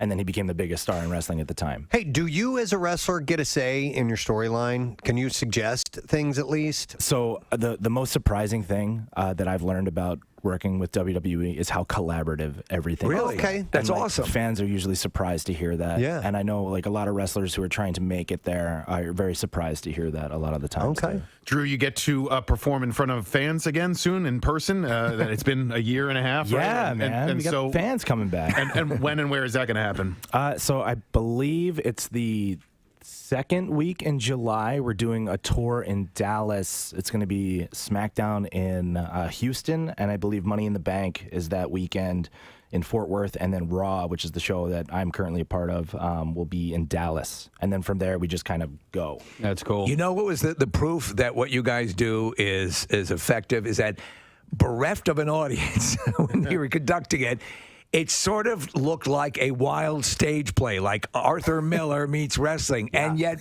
the fan base stayed, for the most part, locked in. Yeah. You know? I mean, so if you didn't have the ability to riff and to, it was just such a weird thing. The audio from a lot of those matches is some of the funniest stuff because, you always hear the crowd and the murmur and the whole thing and all that punctuating. Yeah. And suddenly it became, like Who's Afraid of Virginia Woolf? And it's this weird thing, but you guys were able to do it. You know, that was an amazing experience. Not in a good way, but just not in the best way. It was just unique and amazing to be a part of that. Like Vince McMahon is very dedicated, extremely dedicated, and like there was no way he was going to stop the show. He had to keep the show going. We did it. Do you think anything's going to stay? Is there anything that you guys gleaned from that will stay with the post-COVID world of wrestling? I think technologically we advanced a lot of things. Building the Thunderdome, which is what they called the live stage that they built. Testing things with like augmented reality for people's entrances and just that kind of stuff all got laser focused on because we were in a sterile environment at first. So you'll see a lot of that carry on to the live events in new ways that you probably haven't seen yet, for sure. I'm going through your Instagram, which is just it's definitely a fun scroll here. But thanks, man. There's a picture of you and the boy. I mean, that is, for a fan, like you're a fan before you were an employee, right? Like, so, and it just says always an honor. So when I read that, I go, oh, so you've met and hung out with Ric Flair more than one time. Like, that's got to be so cool. It's awesome. He comes by all the time, even if he's not, featured on the show. His daughter, extremely successful wrestler, Charlotte Flair, very talented. So he'll come by and like watch her perform, or he'll just come and support the other wrestlers. And Rick's awesome. I got an email from a guy. I wasn't going to say anything I didn't know you had a connection with Ric Flair. I got an email from a guy who was desperately trying to get Ric Flair to be the best man at his wedding. Oh, okay. And he wanted me to ask you about it. And I'm like, I don't know, man. He's got a wedding reception website. No way. I wouldn't doubt it. He's also a moil. Yeah, we need a bris done. But honestly, Ric Flair was my moil. how much is that guy willing to pay, and how much is what's the number for Ric Flair to do that? Right there. Probably. I gotta imagine a couple 100,000. I've mentioned this before, but I grew up just as a kid detesting, hating, I thought he was the most vile human being, Ric Flair. I hated him. He was so mean to everybody. He was such a show-off. And it wasn't until I was a full-grown adult, well into my 40s, that I was on YouTube, and I pulled up a video of, like, Ric Flair's greatest rants. And I didn't know how much entertainment that guy had given me as a kid, and I just fell in love with him. Yeah. I did, because I literally, I was like scared of the guy when I was a kid. That's how I felt about Sergeant Slaughter. I was like legit. Wow. I was like, oh my, because I saw him like whipping some guy, and I was like, dude, he's beating that guy with a whip. Like, that's right. Like, what if he comes to my house? It's so great though that becomes that's the stuff you carry with you through your life. He stole Harley Race's cowboy hat and crumpled it up, and I'm like, you don't do that, And I was just, but I didn't realize it until later that it was actually a really, those memories are so fun to think about. And it was something special, man. And you're creating those memories for some people. Yeah, it's surreal. Like, that's it's really cool. All right. Don't take it for granted. So Ric Flair is undoubtedly a legend, and everything that the credit is credit due, right? But I was texting with a friend yesterday, and I am so exhausted by the Ric Flair woo at Phillies games and Flyers games. It personally drives me nuts. Have you heard it, and do you have an opinion on that? Like, have you ever heard like fans? They do the woo. So of course, I will be in a crowd randomly outside, and people will say woo. Right. And it's like just knowing where it comes from. It's really cool. I take pride in being a part of that community. The yes chants. Have you heard those? Yeah. Daniel Bryan. Yeah. Exactly. Someone who I was very close. I'm very close with. So like that kind of stuff is awesome. But it turned to no for a while too, or something, right? That confused me. Or he was saying no, or. Well, you're a good guy. Yeah. He's how it works, man. He's been by here a bunch of times. I like him a lot. He's great. I never get tired of the woos. I'm okay with them all the time. My neighbor across the street from me, whenever he comes outside, if we're outside, he goes, woo! Seriously? And he's older, too. Well, what reaction do you give him when you go I give him a woo back. So he's going to do it every time. And then I do it to him. So now when I see him, I go, woo! And That's your thing. He thinks you're best friends. It's like Screaming Slayer, right? That's right. Here is a storyline I'd love to see for you guys. Okay. By the way, if you're just tuning in, it's Drew Gulak. I just want to reset from WWE. Thanks. Here. Yep. And I think this opens up a new, perhaps a new audience. What about the Paul brothers? Maybe we call those guys out because they love the boxing and the MMA and all that stuff. Yeah. And let's see him get in the ring with you, Jake Paul and Logan Paul. Yeah, we had Logan Paul at WrestleMania this year. He actually, and the reaction was pretty good. From what and you can dismiss this as BS if it's not the case, but they talked to some of the wrestlers and they said they gave him props. Yeah, I'd like to see a tag team match. I mean, I think there's potential in your storyline idea. Yeah, but I will say that celebrities coming in, it's always like it's a good way to cross over and bring new audiences. We had Bad Bunny this year. Oh my God, he's like one of the biggest artists. Well, what about Dua Lipa? I think maybe if you bring her in. Yeah. Okay. If you can, she's you want to make it happen. We can. Oh, he's got a lot of ideas. A phone number, like a plot line that mimics Steel Magnolias would be really good. Right. Exactly. That was not my idea. No. That's terrible. Now, I also read your younger brother had wrestled as well. Yeah. So we did it together. We trained together. He didn't make the cut though, or did he not want to try for no the big show? He was, I guess he didn't really get to the WWE level, but in the independent career, had a very successful independent wrestling career. What do you think, like the big leagues in any major sports? So to become the amount of people that play football and the amount of people that make it to the NFL is minuscule. It's microscopic. What about wrestling? Because there are so many independent wrestling groups out there. So I would say, from training, from people who start training, I'd say it's about 1 in 10 who continue on just to wrestle in general. And then on the independents, now there's more jobs than ever in wrestling with, AEW starting up on TNT, WWE just expanding. Yeah. And then some other promotions, being able to actually, offer decent wages for people now. So it's better now than it's ever been, but I'd still say it's about 1 in maybe, I don't know, 100 to try to go on to really maybe even 1,000 depending on how many people there are. Yeah, it's a pretty small amount. Do you remember your first match in the big league? Oh, in WWE. Yeah. I was a part of the Cruiserweight Classic when they came in. It's all timing. Like if anyone's listening out there as an independent wrestler, it's all timing. Just keep working. Yeah. So for me, I had a tryout with them in 2015. I did not get hired from the tryout. They could only take one person from my group out of 72 people. Wow. There was maybe 5 or 6 wrestlers who were experienced there. The rest were all pro athletes. They could only hire one of us. So the rest of us were all told, maybe something in the future, guys. You did great, thanks. So I was just like, okay, just be patient. And then a year later, they started this thing called the Cruiserweight Classic, which they wanted to honor the athleticism and the history of smaller wrestlers, being more competitive. And they created this tournament, and they needed, as William Regal told me, they needed groundsmen, and I was a prominent groundsman. Right. So they brought me in for that. I did pretty well, made it to the second round, had a good showing.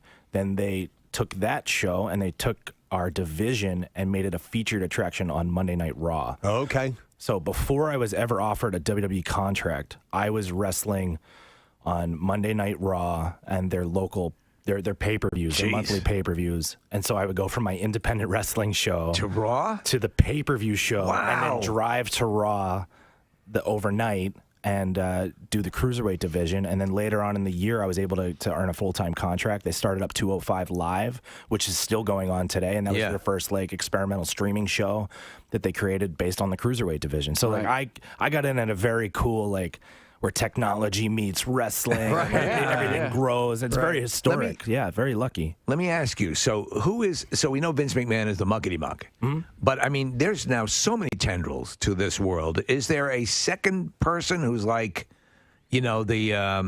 he can delegate to, who's the overseer of all this? Because it seems like it's just too damn much for Vince to be, checking everything all the time. So that's the one thing that I don't think you could ever say to him is that something's too much for him. Right. Yeah, so he's very much still at all the shows and running the shows and sitting backstage and doing that. And then NXT, which was originally developmental brand and has now become the third brand for WWE. They have a show on USA.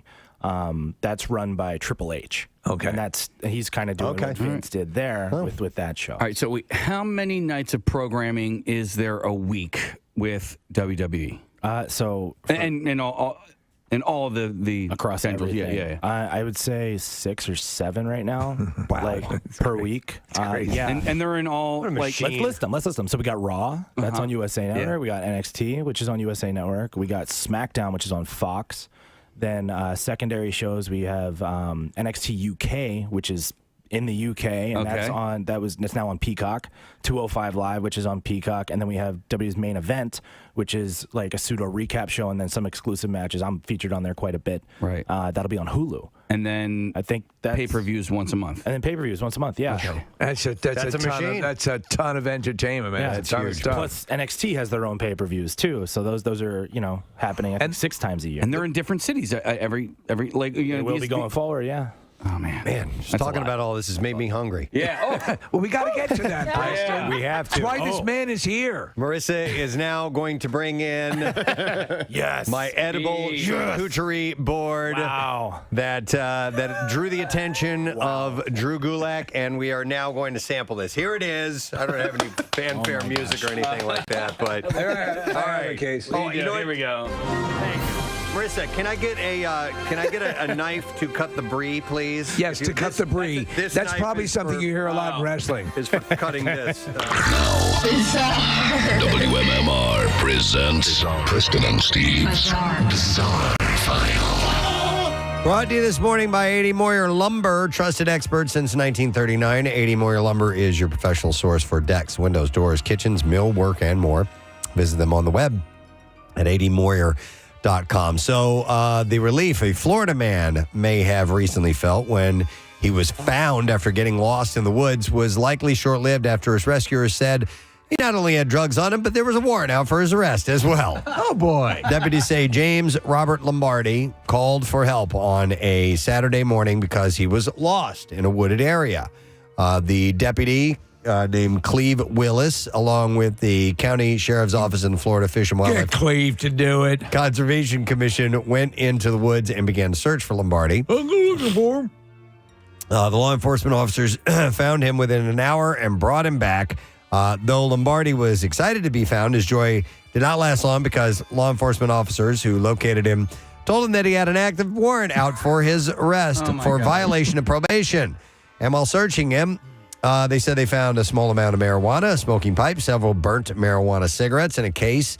And they also he had a cooler with him with various drinks and a metal box containing his phone. Inside the phone case was a glass smoking pipe and a glass vial containing methamphetamine as well. It's all you can carry. He was charged with violation of probation and possession. Good job, Clevens.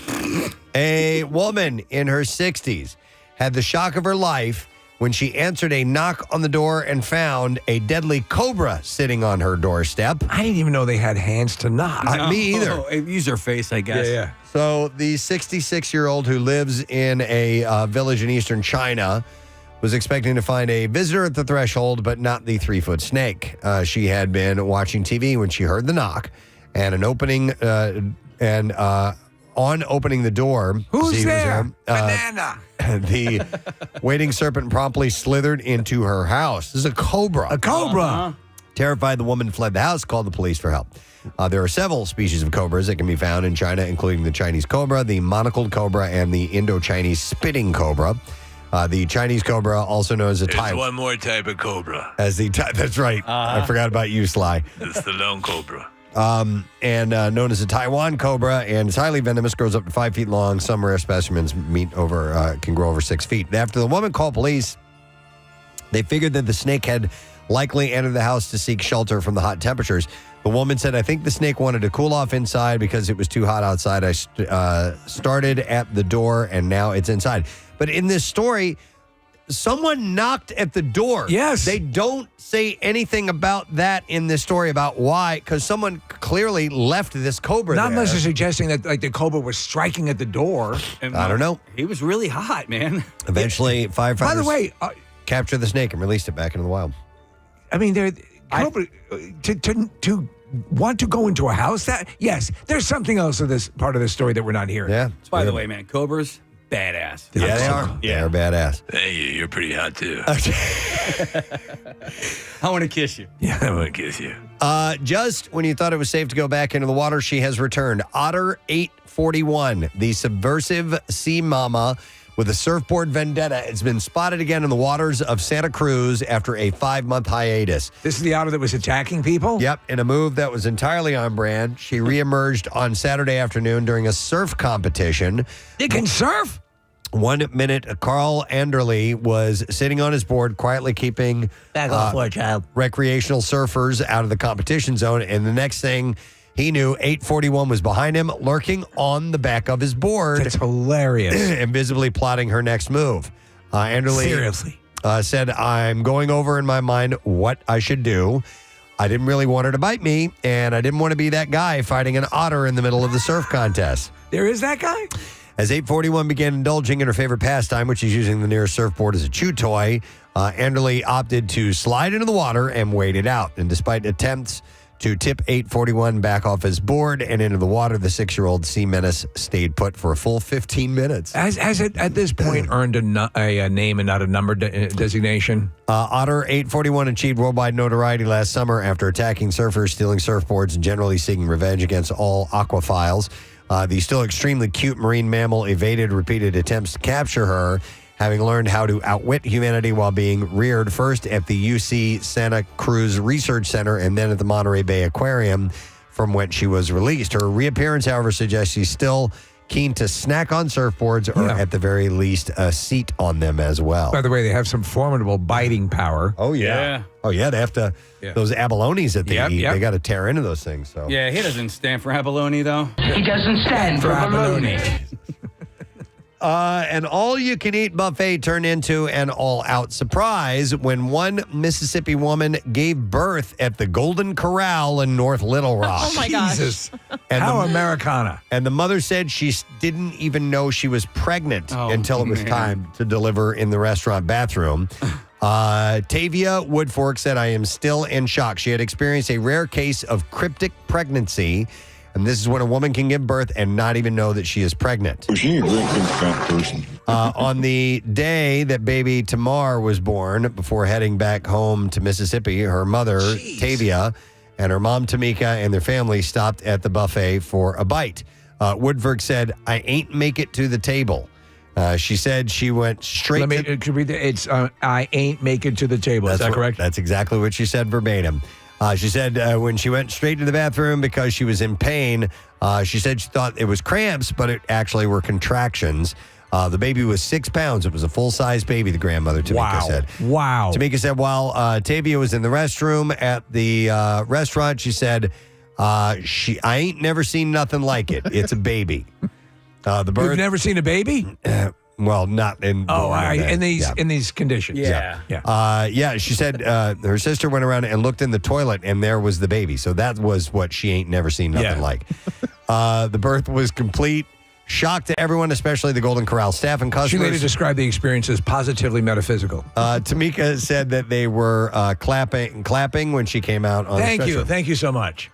I just crapped out a baby in the Golden Corral. Experience for Tavia included some unimaginable pain. She said 10 out of 10 on the pain level. I didn't know you get those things judged. And that is what I have in the bizarre file for you this morning. That whole notion of being pregnant, and not knowing delivering, and not ever. I would assume it's rare. Yes, your body would.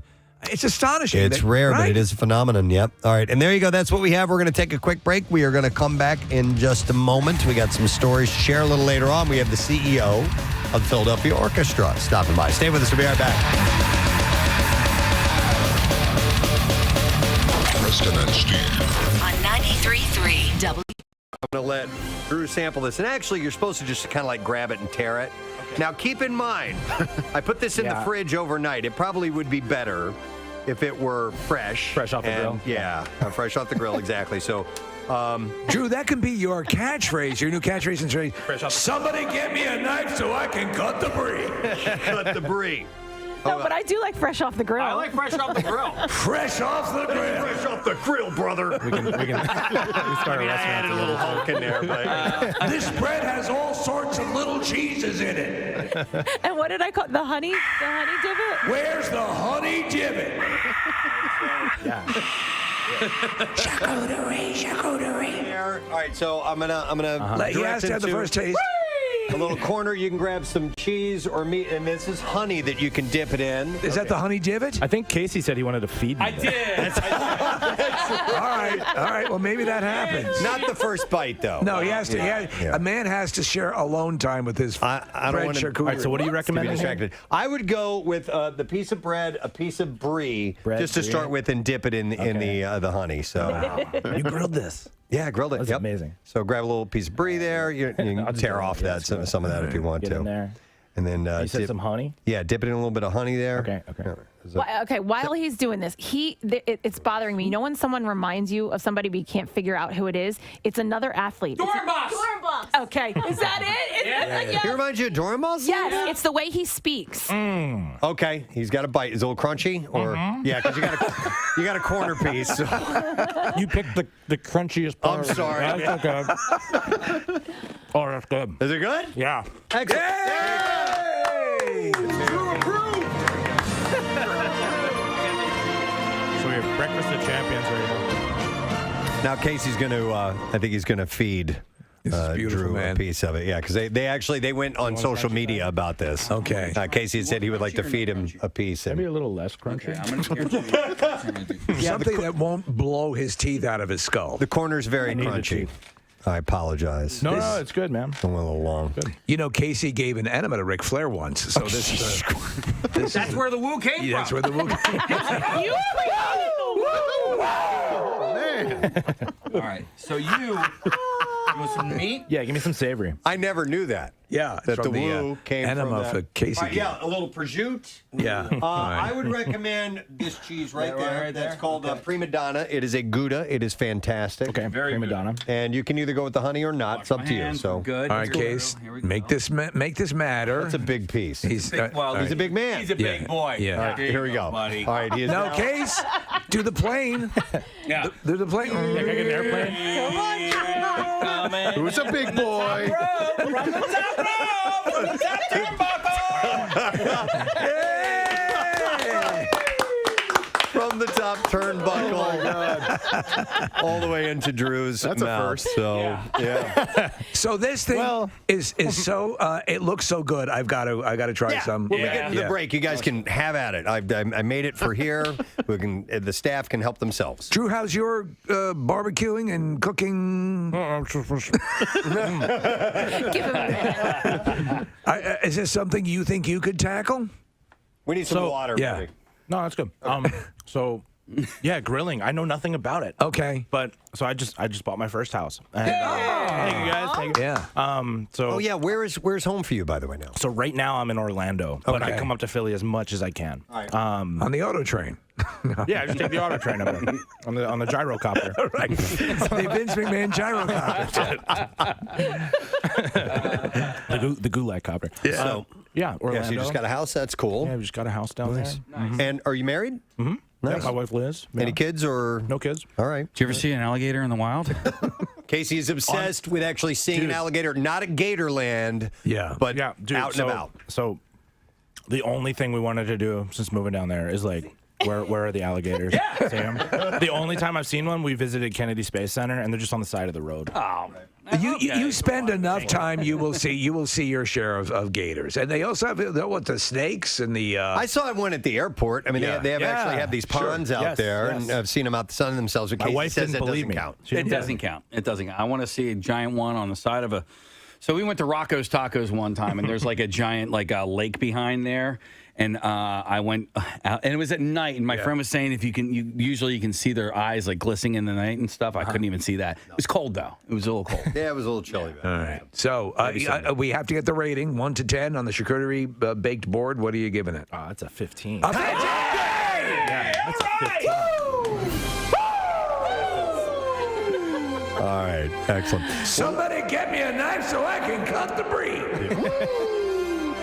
Well, listen, Drew, this is awesome to meet you in person. Yeah, this is great. Thank you for having me. And you're back in town from time to time, so we'll find a reason to hook up again, I'm sure. Please, anytime. This was great. And especially if... do you all still say, hey, bitches? Yes. Oh, yeah. All right, cool. Hey, if you want to, go ahead, say it. Hey, bitches. Hey, what? and maybe if, maybe Monday Night Raw, you'll be back at home performing. Philadelphia hasn't been announced yet for a tour, but I'm sure it'll be announced sometime in the near future. That's awesome. Usually once a year. Yeah, we once or get twice, it. So, yeah. excellent. Awesome. Well, listen, thanks so much for coming by, man. It's a pleasure to meet you. Thank you guys so much. This was awesome. Let's hear it for Drew Gulak, guys. WWE wrestler, fan of the Preston and Steve Show, and a Philly hometown guy. I love it. Foods is now bringing more to the table. This time it's plant-based chicken nuggets. I've had them. Oh, wait, you have? Because so have I, and they were the most disgusting things I've ever eaten in my life. Well, then I've had different. So Hip City Veg has the best chicken nuggets I've ever tasted, and there's no chicken. Okay, so this was sort of like, it looked like it was dark meat, but it wasn't meat. It was plant-based, and it had like a breading around it. It looked really good, and I was like, oh, I'll try this. Right. Not good. I was like, what is this? What is this texture? What am I eating? So they use Plant or seitan. not? I guess it is seitan, right? The often used for chicken substitute. Yeah. Okay. Yes, and the Satan actually cooks them. Wait till you try this. But they're Casey. They're excellent. We actually put them out at a party. Yeah. And people had no idea. So we have a vegetarian living in my house. My oldest is now a vegetarian, more pescatarian, but we have a lot of Impossible meat in our house now. Right. And we do the Impossible ground beef a lot, and it's damn good. I love it. Yeah, my wife will make. And Preston's right in the. It's not exactly But the taste, I like. Yeah, I it's like good. the impossible taste. Yeah, it doesn't necessarily taste exactly like beef or pork or whatever it is they're trying to simulate, but whatever it tastes like, tastes good to me. Yeah, and when you're making things like nachos, like my wife will make nachos for, the household, and she'll crumple up the impossible burger meat or whatever on there. You can't tell the difference. Dude. Not when it's got the cheese and the salsa and everything else with it. I'm telling you, that impossible cheesesteak from Wilson's, Unbelievable, was fantastic. Unbelievable. I couldn't stop eating it. It was excellent. Get me the biggest cheesesteak fan in Philadelphia. Yeah. Sit them down and give them one of those. And don't say, all right, tell me if this tastes like meat. Right. Just say, eat this, and does it taste good? Yeah. That's the difference. So somebody who is, a hardcore meat eater might say, this ain't no meat or whatever. No, just set that aside. Does it taste good or not? Okay. And because that cheesesteak at Wilson's Secret Sauce is fantastic. And what was the ingredient? Loved it. Was it seitan? I don't know. Oh, okay. I don't think know. he uses Beyond or Impossible. I'm not sure exactly what he uses. I think You'd it's have to ask him. impossible. Yeah. So I'm looking at what I had, and this restaurant changed, right? It was one healthier restaurant to the next, and they had chicken on it, and so they were called chicken. They were called chicken strips. Well, now they're just called strips, and so I ordered that thinking I was getting the chicken, and then realized, but it says plant-based, so it's a plant-based strip. It doesn't say exactly what's in it, but I'm assuming it's similar to what you're I talking want about. plant-based strips, Mommy. So Impossible Foods is describing this as having a golden, crispy breadcrumb. Oh my God! I can't believe I said that. That's all right. Yeah, I'm interested in your chicken strips. Stop it. What's that special ingredient again? It's a little salty. Breadcrumb. Do you guys buy that? Because I just made some. It's great. Here's audio of the chef, Preston. You're gonna be my regular size thing, baby. Wait. Oh yeah. I think I like your reaction more than the actual flub itself. You're like, I just can't believe you just said that. All right, having golden, crispy breadcrumb coating. You're working in the kitchen today. Where's something low cut? And a juicy and springy white meat texture. How was your weekend, Jackie Bam Bam? Oh, good. How was yours, Press? Very relaxing. Right. How about you? Did you relax? I heard you tried on some jeans. I was getting worried about my leather pants and my roostered hair for the MMRBQ, more importantly. Do you ever wear shorts? Nah, but I do shave my legs if you need to know. Okay. But wait, No doubt. No doubt. Why? Why do you shave your legs if you're not wearing shorts? No offense to Steve, but I think the hair should be on the head, nowhere else. Okay. So you shave everywhere? Everywhere, yeah. Really? Armpits? I've been trying to do a contest or a little promo with Casey Boy, but it's just not happening. Sales department. I want to shave Casey Boy. I don't want to do that. Why? Because I don't want to You do should that. come get laser hair with me. Oh, you get your beef Remove it laser. permanently? Yeah. I follow you on social media. I'm like, where does she get this done at? I could do that. Oh, come with me. I will. All right. Do you shave your armpits? Cut that out, what she just said, Casey. Do you shave your armpits? I do, yes. You want to take a look? Yeah. Yeah, they're short. All right, Yeah, there you sure go. enough. Very nice. Okay, he's a shaver. He's Your ass crack? He's an O'Hare guy. You're one more step closer to Romano, man. Yeah, Romano. We have that in common. Wow. Okay, so this is interesting. Chrissy Teigen has admitted, listen to this, Her again. she underwent a cosmetic surgical procedure to have fat removed from her cheeks. Okay. Per a recent Instagram story she shared. Isn't that kind of her look? She has. She does have she's kind a very of roundish cheeks. Yeah. clearly a beautiful woman. She wrote, I did that Dr. Diamond buccal fat removal thing here, she said. The Dr. Diamond buccal fat removal? I guess so, yeah. Dr. Diamond buccal fat removal. She I can't say Dr. Diamond buccal fat removal. That's amazing. I can't do that. Dr. Diamond buccal fat removal. Dr. Diamond buccal fat removal. Dr. Diamond buccal fat removal. There you go. That's pretty good. Thank you, sir. Now do it backwards. I can't do that. Fat buccal diamond doctor. Wow. Well, I left out removal fat. Oh, way to All go. right, removal fat buccal diamond doctor. I'm reading it. I can see it written here. So Still good. Still pretty good. removal fat buccal diamond doctor. I will say this after Dr. Buchal's fat removal, that she looks different. Yes. Well, it's sort of that what we were talking about. Who was it yesterday? Oh, yeah. It was Tori Spelling. Tori Spelling. It's Terrence and Phillip. Yes, it gives that Terrence and Phillip look. If you do too much, it looks like she got not like almost too much. It's, Right. she's Not as flirting much with as it. Tori. With Dr. Buchel's fat removal? Wait, what's Buchel? Because his name's Diamond. What's the Buchel? Dr. Diamond Buchel fat I assume the buccal is the kind Procedure? of fat. Oh. It is, or the buccal fat removal. So it's Dr. Diamond Buchel's fat removal. Dr. Diamond buccal fat removal. Okay, it's not plural. Maybe someday they'll have a Dr. Diamond buccal fat replacement. Yes, and fill those cheeks back up again. Exactly. Theater royalty in the form of Kristen Chenoweth, Julie Taymor, and Lin-Manuel Miranda welcomed back boisterous audiences to Wicked, The Lion King, and Hamilton for the first time since the start of the pandemic, making Tuesday as the unofficial return of Broadway. Chenoweth surprised the crowd at Wicked by appearing on stage for a speech at the same stage where she became a star years ago. And she said the fitting line, she said, "There's no place like home." Right. Coming back there. And the crowd hooted and hollered and gave her a standing ovation. You can hear him hoot. It's not a hoot. Several hoots and a couple of hollers.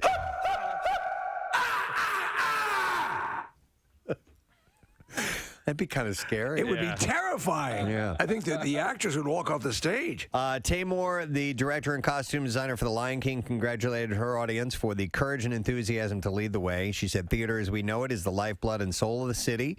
It's time for us to live again." And Miranda at Hamilton summed up the feeling of a lot of people when he asked, "I don't ever want to take live theater for granted." And by the way, I did not write Hamilton. I have to know. Yeah. You know, Preston, I have a love-hate relationship with Broadway, and because there's wonderful things to see. Yeah. But those theaters are designed for people from the 1870s. Yeah, they're tiny. And unless you're a dwarf. But it is super exciting going It is to one of those amazing. shows. It is amazing. It is also super expensive to go. Oh, my to God. one of those $200 or shows. $300. It's That's it. insane. Yeah. The first time I went to Broadway, I had gotten comp tickets, okay, because of my job. I was a music director, and it was for Rent, and Rent had a soundtrack and all this stuff. And so the record company got us tickets. I'm like, wow, man, that was a great time. We enjoyed the hell of the show. It was amazing. And I'm like, we should go back and see that again sometime. And then we went to go back and see it, and we paid for tickets. I'm like, oh my God. They offer. Before we dive into stuff, I want to give a butt plug. Excuse me, our friend Jeff Stricker, his wife Megan, had sent this information over. Nick, I believe you put it up on the website. It did. Casey, it's in conjunction with an event you're very much involved in. So the Bucks, Heroes, and Wheels of Justice teams for the Bend to the Shore ride have organized a cornhole tournament for June 29th at Arrow Hill Farm in Jameson. This is to raise funds for the event. Obviously, all the teams are doing that, Casey. You guys are doing it. But it's kind of crunch time for fundraising because the ride is on July 21st. And the ride, of course, benefits the Families Behind the Badge Children's Foundation. It's to support families of fallen first responders. So the tournament is a fundraiser for both teams, which consist of 64 two-person teams, cash prizes for the winning team, and the winning team will also get to decide whether the big remaining cash pot is applied to either Bucks Heroes or Wheels of Justice. So it's a donation thing, and all the funds raised go directly to the Families Behind the Badge. It's going to be, they've secured McAllister Brewing and Kono Pizza Truck as well, and we have that info at PrestonandSteve.com. And Megan, by the way, works at the Bucks County District Attorney's Office. So, nice. Yeah. So speaking of my friend Jeff, his wife, Megan's husband, yesterday he invited me to play a round of golf. His brother is the superintendent at the 1912 Club, which is a really beautiful golf course. It used to be the Plymouth Meeting Country Club. Gorgeous. So I went out and played, and you guys are going to love this. This is a very Presbo thing happened. Very Presbo. Yeah. Things that Preston does. You guys are going to love this. So it's Jeff, his brother Gene, and Jeff had invited another friend to round out the foursome. So they introduced me to him. I met him on the driving range, and his name is Travis. So meet him, and then we head out and we start playing golf. And so when you're playing golf, it's about 4 hours. It's a good chunk of the day that you're spending together. And we're going through the day playing golf, socializing, talking here and there, doing all that stuff. As you do when you're out. And we get to the 18th tee box. We're getting ready to wrap it up. Finish up. And Travis comes walking over to me and he goes, hey, Preston, I've waited till we were done to share something with you. Oh, no. And he goes, my name's not Travis. Oh. Dude, all day you were calling him Travis? My God. All day. All day. Oh, Oh, that's my awesome. God. And he goes, Oh, I love he it. goes, Yes. I let you do it. The whole day. So were they all chuckling behind your Of back? course they were. And I said it, I don't know how many times. And I said, well, where the F did I get Travis from? Because Kathy, all right, so his name is Jake. Jake, Travis. Dude. I get it. No resemblance whatsoever. And Kathy, What? you know him. Jake? Spring Break Jake. Oh, Jake Surface? Oh, my Dude, God. okay, yes, I 100% know Jake. That's 1,000% something he would do, and All he right. loved it all day long. I'm sure. I'm day happy I long. could entertain him. Oh, Because dude. I felt like an a-hole, you know. And I was sick yesterday. This thing that I have right now Started to come was on. kicking in Yeah. when we were playing golf. I just felt horrible all day long. Make you feel a little bit better? Yeah. You probably got him sick. Yeah, right. I know. And the funny thing was, I started feeling bad that morning, and I had shook his hand on the driving range. Oh, man. And then Gene came over to shake my hand. I go, I probably shouldn't shake your hand when I'm sick. And the guy's like, what the hell did you shake my hand for? I'm like, I didn't think about it. Yeah. I'm sorry. I know. So he's probably sick on top of Yeah. it. But I all see an day open long, cut on your hand. Let me lick that. I don't know where I got Travis from. Travis. I that's don't great. know. Jake, Travis. I feel like I have a little bit of wiggle room because I was ill. Yeah. Yeah. Travis. And Travis is a reach. And I just don't know It what my is- problem is, man. Could it be? It's very you. And so I know Jake, and this is like, I could see it. Like, he probably was like, guys, don't tell him. Don't We're say not it. telling him all day. All day. I'm going all day as Let's Travis. see how many times Everyone they'll say it. Yeah. Oh my God! So they were all Because you playing say along. things like "nice shot, Travis." Yeah. Great shot. You know, Travis. and Now- each time I didn't pick up on it. They had to have been covering their mouths and laughing. Did anybody else call him Travis? That's a good question. I didn't notice anything. Okay. I said something to Gene on like the first hole because he wailed off and hit a really big drive. And I'm like, Travis is a player, man. He goes, yeah, Sure is. I'm like, Good old Trav. Are you sure his name was Gene? positive of that. yeah, all right. I do know because Gene do shot know a Gene. 72 yesterday. It was pretty amazing. Wow. What's that, Kat? I said, you do know Gene. Yeah, but he was like, I know Kathy's brother Jimmy. They're really good friends. I've known Jake for a long time. Ask about Spring Break Jake, which, by the way, is a great name. If he would have just said Spring Break Jake from the beginning, would've I been fine. never would have forgotten Right. It's just anytime you go out, it's like spring break. that. Okay, well, I believe it. Yeah. Okay, so that was me doing me all day yesterday. That's awesome. Well, I'm gonna give you the sick thing, and that'll give you a little bit of latitude for that. Hang on a second, real quick. I have Drew, who's got a call here, real quick, a comment. Hi, Drew. Good morning. Good morning. What's up? I am the god of hellfire. Ah, and I bring you. God of hellfire, and I bring you golf. What's up, Drew? Hey, so it must be a 1912 thing because I played in an outing there and played a whole round of 18. The next day we had softball, and I go to have a catch with this guy, and I was like, "Hey, how you doing? I'm Drew, by the way." And he was like, "Dude, we played 18 holes yesterday." And you didn't recognize him at all. You know, he had sunglasses on, like it was bad. Oh, that would have been me. I've walked up to somebody and said, "Hey, I'm Preston," and they go, "I'm your neighbor." I literally You had had that that happen. happen one time. He's Yeah, like, yeah. I live down the street Yeah. from you," and I'm like, In fact, we took a call from Thanks, somebody Drew. who's one of your neighbors who said you're very nice, but that you sometimes forget who they are. There was a. Let me. you know, Pierre's got the late thing. Yeah, I've you've got this that. thing. So Yeah. there's a video that was last night on America's Funniest Home Videos where a mother is coming through the hotel door into a hotel room. She is the mother of the bride, and there are a couple of women greeting her there, and one of them is just like kind of looking at her and holding her hands, and the woman walks through and is like looking for her daughter. The woman who was holding her hands was her daughter. Oh, my She God. had been done up for the wedding and didn't recognize her own daughter. That's funny. Yeah. Oh, I'm hesitant to tell this story. Go ahead. Oh, okay. Do I do it? Yeah. Yeah. Without question. It has to do with somebody that we work with, though. Absolutely. Okay, come on. Absolutely. Oh, Think Preston's get him in face, trouble? though, did you see? No, Okay. no, I won't get him in trouble. No, it's on me. I might get fired. No, I won't. Oh, no. All right, I guess I'll Come talk. on, started you it. can do it. Come on. Love this guy. He's such a great guy.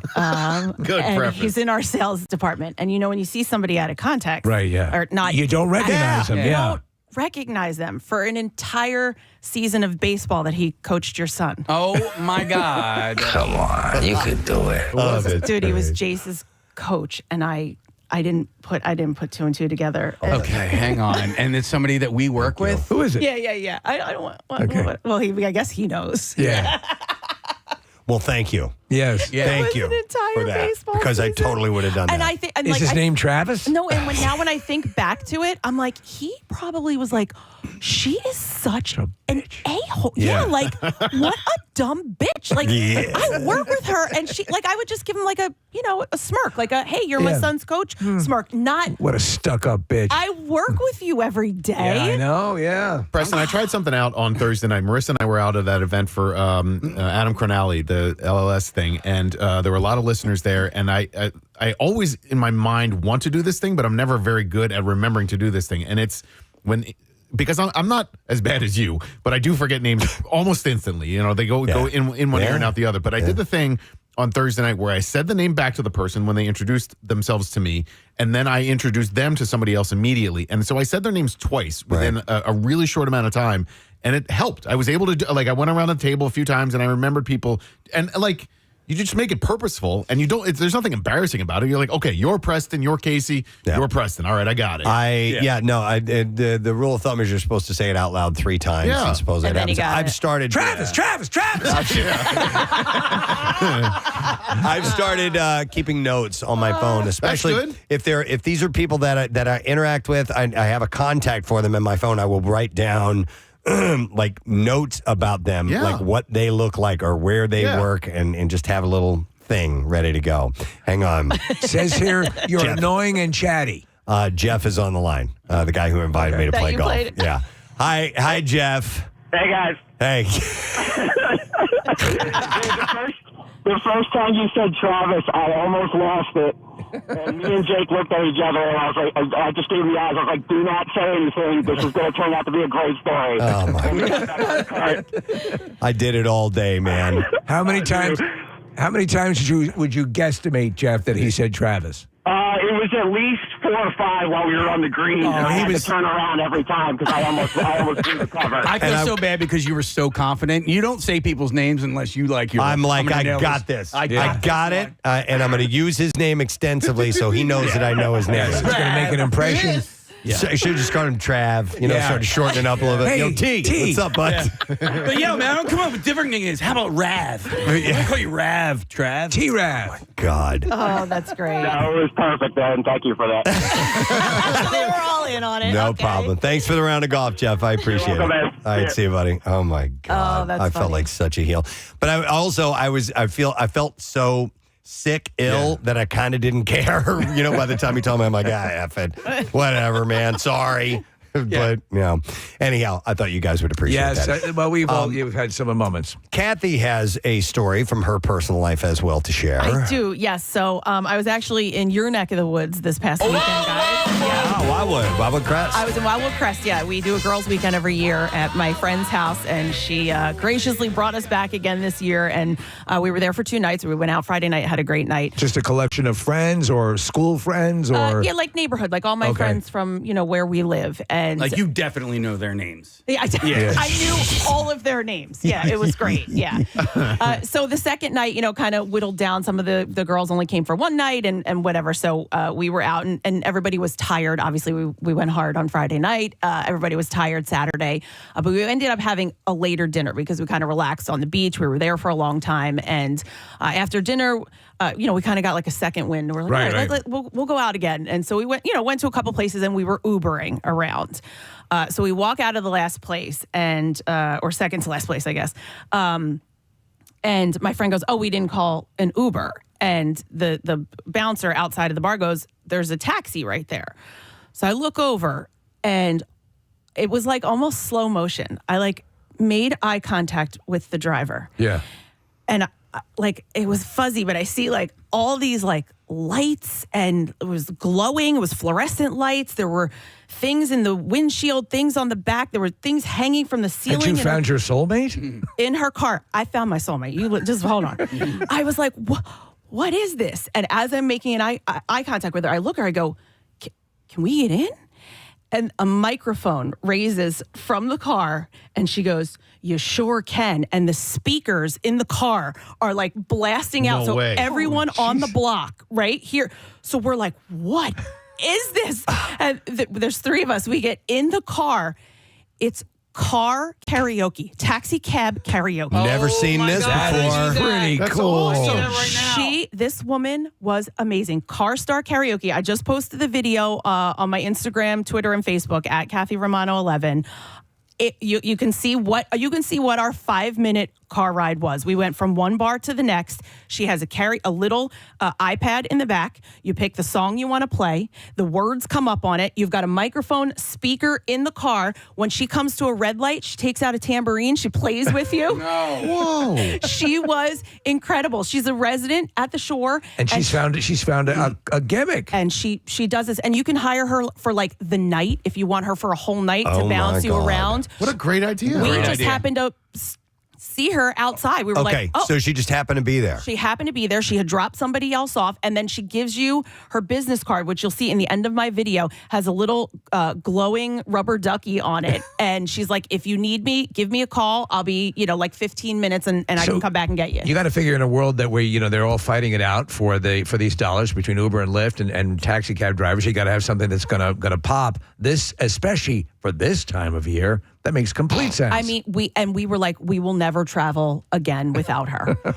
Wow. Yeah. So did you tell her about the radio show or anything? No, we were singing. We literally sang the entire time. And I said to her, I go, do you ever get tired of this? You would imagine there's some drunk people that get in the car. We weren't obnoxious or anything like that. And she was like, no. She goes, I really don't. She goes, I love it. That's why I did this. Yeah, Kathy, 6 months ago, we got an Uber from where I live into town, and the woman who came and picked us up did something not to this level, but it was almost like a town car ride. It was just a straight up Uber. It was a regular sedan or whatever, but she had breath mints. You could select the scent that you wanted in the car. She had different scents for like vanilla or peppermint or whatever. She had bottles of water for everybody. That's pretty cool. It was just and Steve, at the end of the ride, when we got out, same kind of thing. She gave us her card.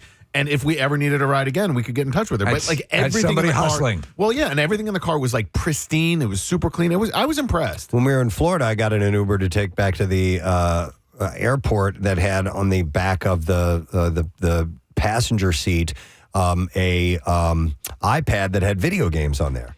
And you could play them. That's pretty cool. There were trivia games, video games, and stuff like that you could play while you're going. I'm like, this is great. This is a good time killer. And they wasn't talking to her or anything like that.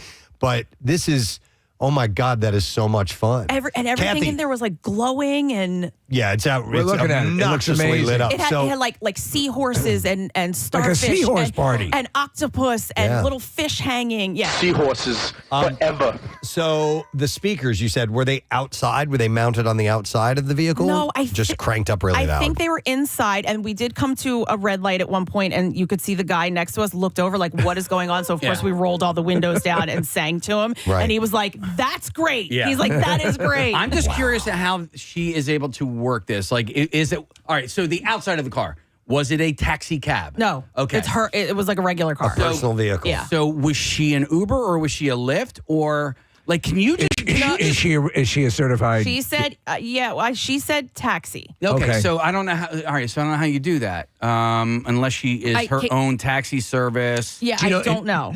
So I was talking to a guy recently. Apparently, like the used to be you have to get a medallion or you had to. And they were like $250,000 and these. Apparently, because of the competing Ubers and Lyfts and stuff like that, it's a lot easier to become a cab driver. Yeah. Okay, so her account says personal driver, so maybe that's how she. Okay. Not necessarily a taxi driver, but a personal I'm just driver. curious if you need to get like some sort of a certification or any sort of a. I don't know, like special license or something. Insurance. Yeah, in order to do something like that. You'd be surprised how little vetting is done, like for Uber and Lyft. I mean, I think unless I am incorrect, when you're in one of those vehicles, the owner's insurance is what's covering you. Is that the case? You know a couple of people, right? I don't know though. Yeah. But I'm curious how that's handled in an insurance situation. How does that get reconciled? I wonder how well I would do as a driver. I think. How do you think you would do? Do you think people would bother you? I don't think they would. I'm very conversive, but I mean, I think there's but you get all kinds of people. I wouldn't suffer idiots, and I don't think I'd be good at it. You can work certain times so that you can siphon off some of the idiots. Less idiots. Yeah, if you're not doing the say 11 p.m. to 2 a.m. shift. And airport runs are probably pretty standard, right? Yeah. I was talking to, like I said, because I took like a middle of the night drive, or maybe when I stayed at my lovely little abode in Florida, I had to take an Uber, I believe, and it was at our ridiculous hour of the morning, 3:30, 4 o'clock in the morning, and they were telling me that some people would rather drive at that time. Yes. In the overnight hours or early morning than the rush hour time. And I think some would also consider that possibly more dangerous time. Yeah, right. I just don't want to deal with drunk people. Like I can deal with lit up people.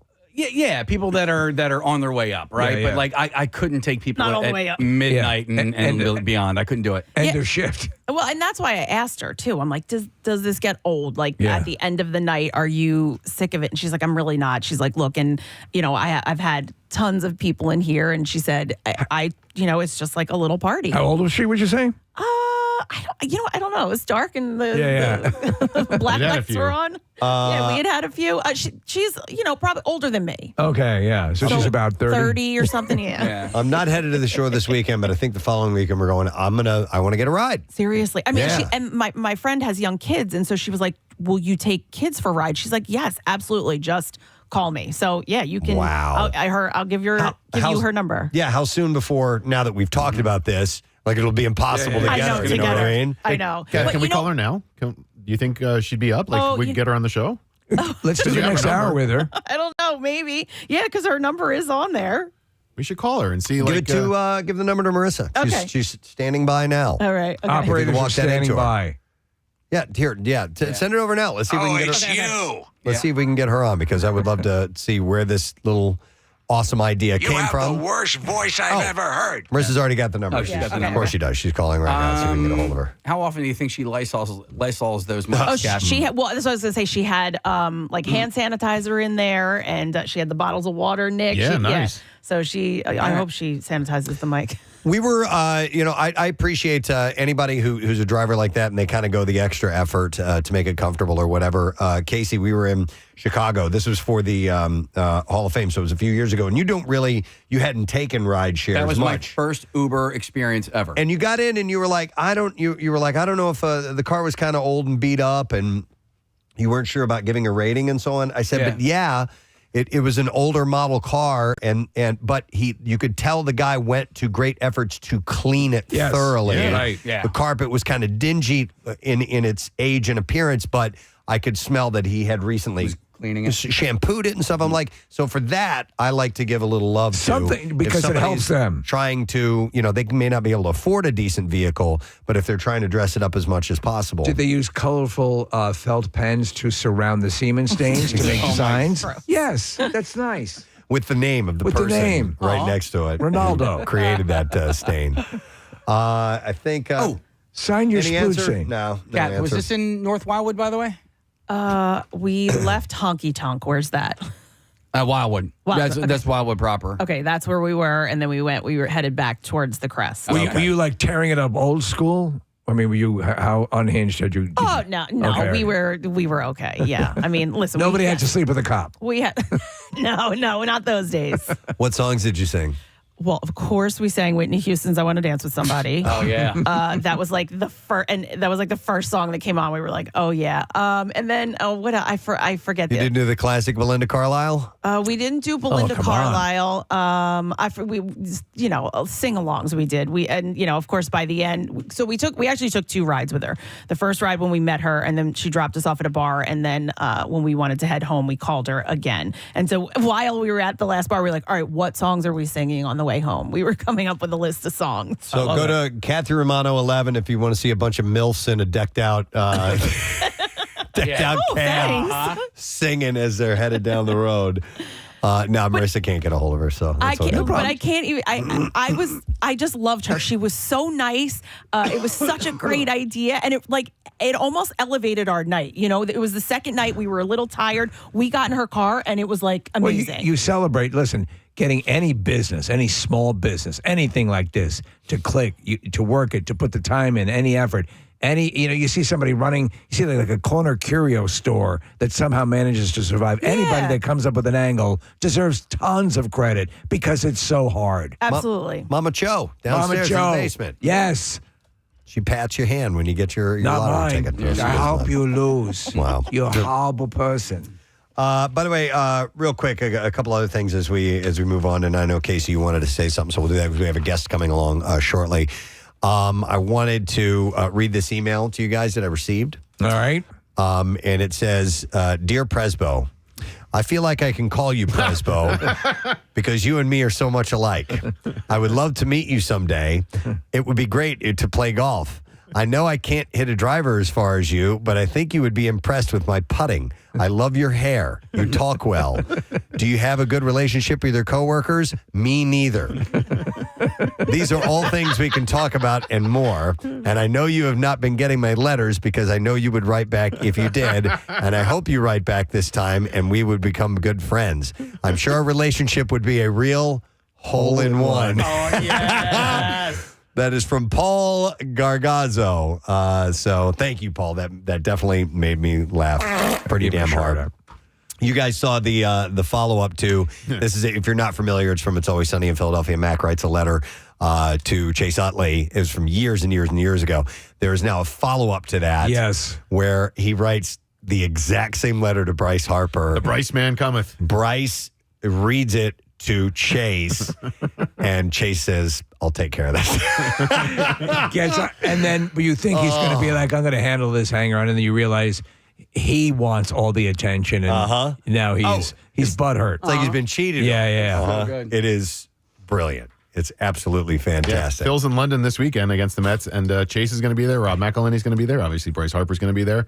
It should be pretty cool to see what it's like, with 2 games in London. See that story about the 95-year-old, I think it is? Local guy who's been to every stadium, domestic. Every game that the Phils have ever played in, or what? Some achievement like that, and he's heading over to London because he wants to make sure he keeps the integrity of his record. I think my dad's been to like 36 parks because he's been to parks that don't exist anymore. We went to Kingdom in Seattle in '93, and there are obviously plenty of parks that have been torn down over the years. That's an impressive achievement. And a lot of people try to get to all 30. I want to thank Marissa because she bought me. She knows I'm a huge Beatles fan, and so she bought me. And I've become especially the past couple of years, the Phils have just love watching them so much. I'm going to a game on Wednesday. But she bought me a pin that is commemorating the London series, and it is the Phillies as the Beatles walking across Abbey Road. Oh, that's pretty cool. And so it's Brandon Marsh. I can't tell who the second one's supposed to be. John Lennon. It's Bryce is third, and then the Fanatic, and they're all like Bryce is barefoot and he's out of step with the other guys. Can you tell who that is? No, it's not. I can't. This is definitely Marsh's first. Because he's got the big beard. Maybe Alec Bohm? Maybe Bohm. Bohm doesn't have a beard. Maybe Stott? Maybe. I don't know. But anyhow, it's really cool. So thank you, Marissa. That was very thoughtful of you. I appreciate it. Who do you think this one is right now? I'm not sure. I can't tell. Can you guys tell? No, that's now Harper's got the Fanatic headband on. Yeah, I don't know. I can't tell. But anyhow, it's exciting stuff, so we appreciate it. All right, our next guest has arrived. Yeah. So I think we should go ahead and take a break. Yes. And we'll come back and get a little culture as we are going to be chatting with the president cultivated and CEO of the Philadelphia Orchestra, and they have some very special things coming up. But if you want to see another musical treat, go to Kathy's Instagram and see the gals singing karaoke in the back of the Car Star Karaoke taxi. Yeah. That's awesome, Car Kath. Star Karaoke if you're in Wildwood. Looks like so much fun. All right, we're going to take a break. We'll come back in just a moment, so make sure you stay with us, friend. Preston and Steve on 93.3. are actually really good deals that comes with dinner at you can choose from a number of restaurants and things like that. So at least it's hotels sometimes and an organ transplant. But just anything in New York. Anything in New York. You get a cheese sandwich, and they're like, that'll be $14. You're like, what? It's a cheese sandwich, though. Oh, man. Oh, that's so we're in New York. One last story. John Mellencamp revealed to the Indianapolis Monthly that in addition to recently recording, he and Bruce Springsteen actually painted together. He said, Bruce and I have done 2 paintings together. This is my house, and this is the smoke coming out of the chimney, and this is me and my family holding hands, and that's a daisy. He said, we have a... That's a turkey. I made it with my hands. He said, we have a painting that we worked on for 2 days straight. Yeah. He said he painted one side, I painted the other. That's the whole. And he also said Bruce had never painted at all, and he was really good, really into it. Have you seen any of Mellencamp stuff? Yeah. Yeah, he's really good. He's accomplished. How come Now, my turkey looks better? I don't know if he does realistic stuff or not, but he definitely does some cool impressionistic things. Yeah, it might be considered impressionistic. Excess paint, and it blends all this together. Yeah, this is it. There we go. We're painting mountains, as you know.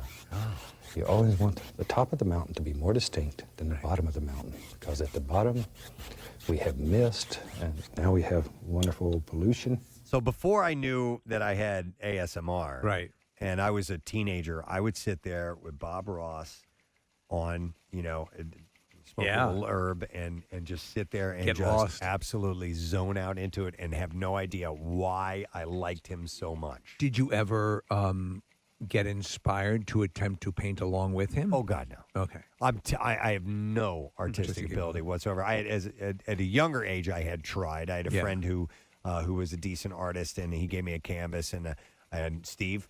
There was a house with chimney coming out of it, and a daisy, and a family. I mean, it was just terrible. It was horrible. Curly smoke coming out. Yeah, just bad. The sun in the corner. Yeah, with the lines coming out. Yeah.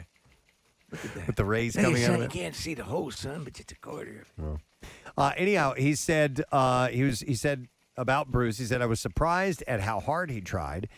He was like, "How do you do this, John? How do you make this This work?" is terrible.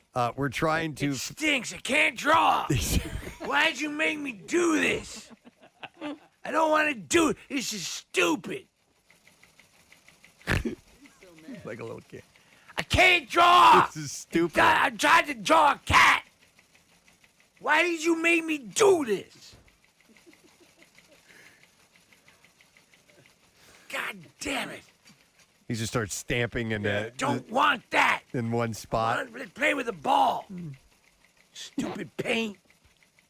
He would say, Told you I don't want to do this. He would say, "Hey, John, how do you do this? How do I make this work?" Stupid. He said, "We're It trying." doesn't look like anything. I'm not good. No, you are. I'm not. No, you are. I don't like this. Trust me. It looks good. It's not that bad. He's throwing a tantrum. He'd rather go outside and play. Yeah. You've never done this before. Cut yourself some slack. I can't. I'm stupid. You're not stupid, Bruce. You just stupid. You just need to work a little harder. I want some milk. Okay, we'll go get some milk and then we'll try this again later. Okay. Bring it in the purple cup. John. Hey, that's important to a kid. Oh, of course. He said, we're trying to figure out how to sell it and give the money to charity. He said, but I was proud of him. He went after it. Do I get a gold star? Very proud of you. I know, but you don't like it because you didn't put it on the refrigerator. So you say things that are not true. Oh my God. If you liked it a lot, you would put it on the refrigerator, and you did. I'm bringing it and to then work. you make me feel stupid. I was so busted no. from the refrigerator to the trash can. Why is this in here? I was like, oh, that was a mistake. I don't know what happened. It must have come off with some of the other stuff. I'm so sorry. Oh, my God. I keep that stuff. Kathy throws it away. Jace, come over to my house. We'll appreciate it. Whenever you guys are ready, this is Froggy on MMR. Here we go.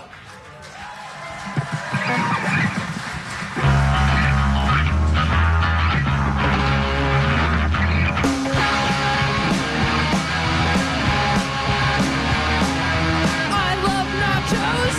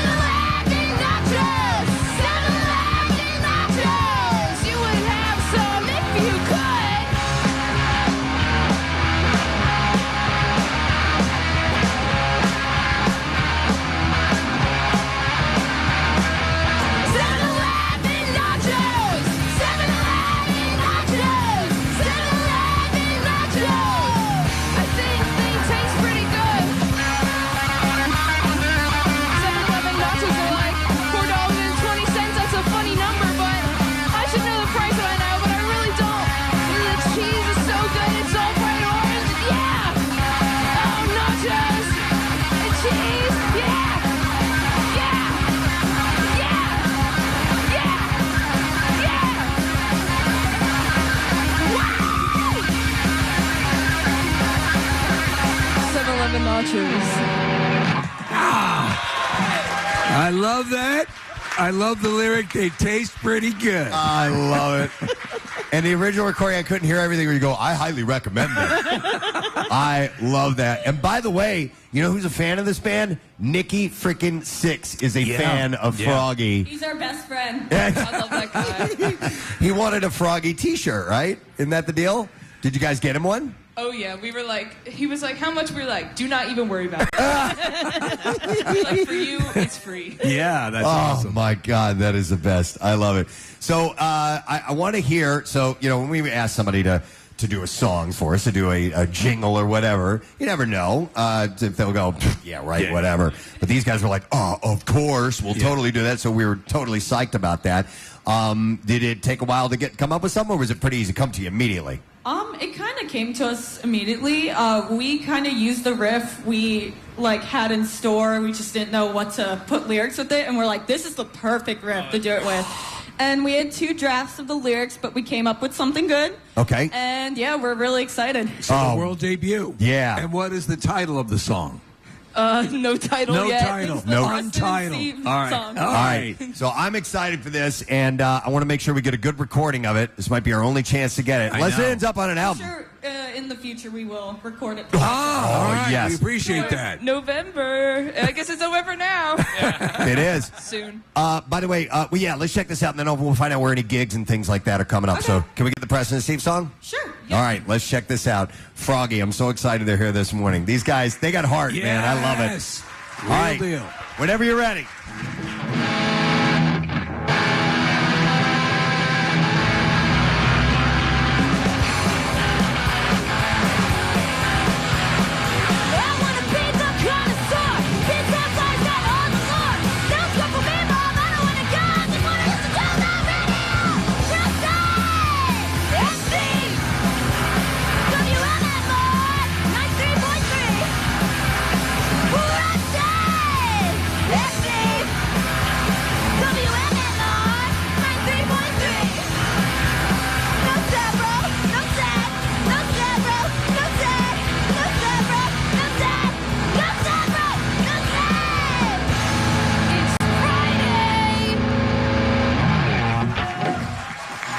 We got to have that. It's Friday. Did you hear that at the end? Yeah. Oh, I think that's our new Friday anthem if I've ever heard one. Yeah. Oh, that was outstanding. I couldn't hear exactly what was being said in the middle there. The third part was no school for me, Mom. I don't want to go. I just want to listen to the radio. Yes. Oh. Yeah, no, we need that. Yes. Old absolutely. school angst. I love it. Love it. We're honored. You guys have any gigs coming up that we need to be aware of? New Year's Eve at Philomoka with Colleen Green and Joe Jack Talcum. It's going to be awesome. Yep, it's our biggest show. And something early December in the works, not fully planned out yet. We're actually taking November off to record a little something. Yeah, very nice. So, yeah. Nice. Well, will you keep us surprised to what your dates are, and we'll get them out for you, man. Yeah, It's awesome. thank you. People who love straight up punk are gonna love this energy that you guys have. So that New Year's Eve show, all ages show, or Yep, is it all ages. Okay. Speaking of ages, how old are we all here? So Morgan, how old are you? 18. And Brooke? I'm 18. And how about you, Fiona? 17. 18 and 17 years old. They're so damn good, though, man. They really are. It's great. Hey, what are you guys doing the second or third Saturday in May of 2022? Nothing that I know guess of. we're all right. free. Yeah, just I'm free. keep those Saturdays open. Just, Dude, that would be awesome. I'm like, what is he talking about? What is The second- barbecue. Got it. And the barbecue. Yeah. Sometimes it takes Froggy. Well, this morning I quit my job, so I know I'll be over. Oh, my God. Wait, Brooke, did you quit your job to be here? Well, not exactly, but today was just the day where everybody was like, do it. Just do it. Really? Yeah. All right, that's Like an so hour ago. punk. That's so punk of you. I love it. And you're wearing a Ween shirt. That's really cool. Have those guys reached out to you at all? Or is it not a Ween shirt? We've been talking to Gene Ween's son about maybe collaborating on our album. That was a while ago, but I hope he's still interested. I love Ween so Ween's much. great, yeah. Remember there was Push Little Daisies. Yeah, was their, they're out of New Hope, I believe. Yeah. I'm a roses are free kind of guy. I'm a very chocolate and cheese and Godwin Satan girl. Those are my favorites. Excellent. All right. Well, one of the songs we requested, I got a nice slice of pizza here ready for this, was Pizza Ball. Oh yeah.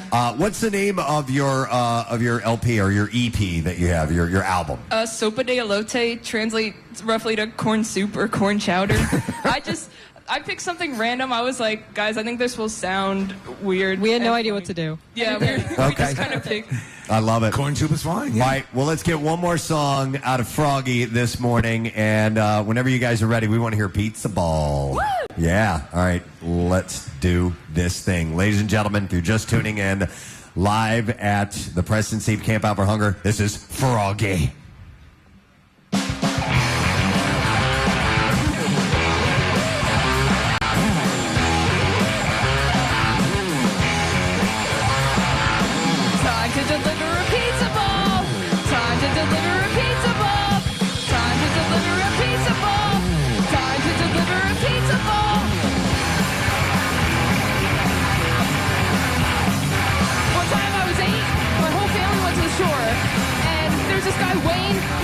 Clam chowder. It was what he was known for. And it tasted so freaking good. I had like 10 bowls of that clam chowder. And I tell you what, I woke up in the middle of the night and I said, Mom, and I threw up all over the floor. Someone carried me away, and that's all I remember from that night. Yeah! Time to deliver a pizza ball. Time to deliver a pizza ball. Time to deliver a pizza ball. Time to deliver a clam chowder ball. Time to deliver a pizza ball. Time to deliver a pizza ball. Time to deliver a pizza ball. Time to deliver a clam chowder ball.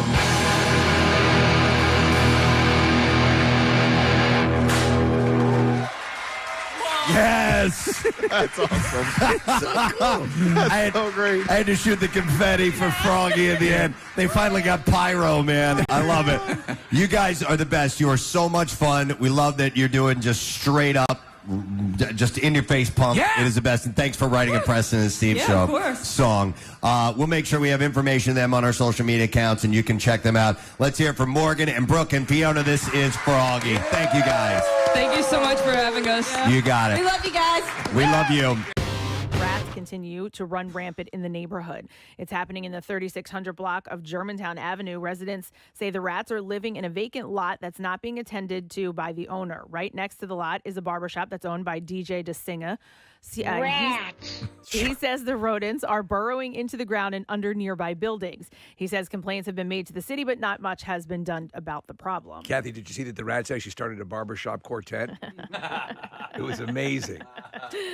The rats are even finding their way into nearby homes. One resident said it jumped up on my couch and went onto the floor, and it had claws. Wow. I would die if that happened to me.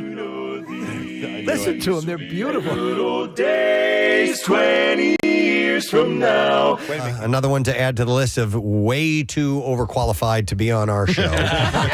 But we are happy to welcome him here. We've actually had him on the program before. And there's an event coming up with the Philadelphia Orchestra. Saturday, the Philadelphia Orchestra and Ensemble Arts will officially rename Verizon Hall at the Kimmel Center to Marian Anderson Hall. Very cool. It's a wonderful tribute to an amazing musician and civil rights activist. So we are happy to bring with us this morning the president and CEO of the Philadelphia Orchestra, Matias Tarnopolski. Yeah! Good morning, Matias. Good morning, Preston. How are you? Wonderful. You said I could call you Travis.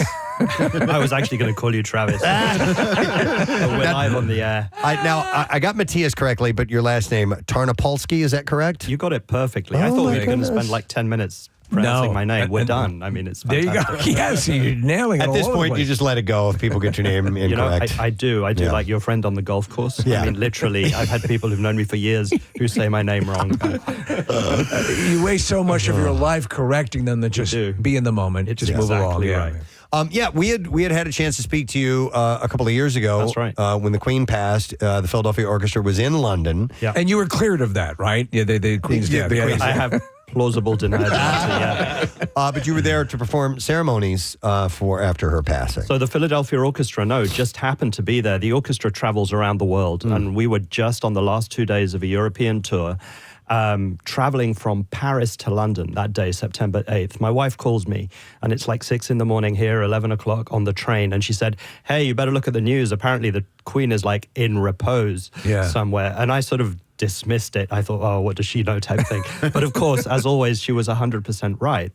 And at 3 o'clock in the afternoon, we were having a meeting on the stage of the Royal Albert Hall, where just a few hours later, the orchestra was going to perform. 6 o'clock, 6:30, they announced the Queen has died. They cancel our concert. But people have started arriving. And so we said, we've got to give the public some music. And we actually played the national anthem and Elgar's Enigma variations. Most of the people were in the audience. You know, they'd struck all the mics for the radio and all of that. And it was one of the most moving 15 minutes of music and ceremony I've ever experienced. It's amazing. It was totally improvised. I mean, it was incredible. A question about that, because it was, last minute that you had to put that together. And as, accomplished as Philadelphia Orchestra musicians are, you guys still work very, very, very hard on the pieces you're going to present, and you want to get them exactly the way they need to be. It must have been pretty turnkey and had to just do, your best. And obviously it turned out wonderful. So these are among the best musicians in the world, and their music and artistic director, Yannick Nézet-Séguin, is a genius also. We travel with the national anthems of all the countries we're going to visit. So we had the British national anthem there. Though our host there provided an arrangement for us. But then Elgar's Enigma variations, the orchestra and Yannick had a meeting, like in the cafeteria. Yannick was standing on a table backstage. And one of the musicians said, hey, why don't we play Enigma variations? And everyone said, yeah, that's a great idea. And Yannick just said to them, I'll do it at about this tempo. It's going to go like this. We'll do this transition this way. They did it sight reading without rehearsal. And it was unbelievable. That's insane. We talk about one of the ability to perform. A composer, friend of Michael Giacchino, has these, top studio musicians that'll play in these orchestras for movies that he writes the soundtracks for.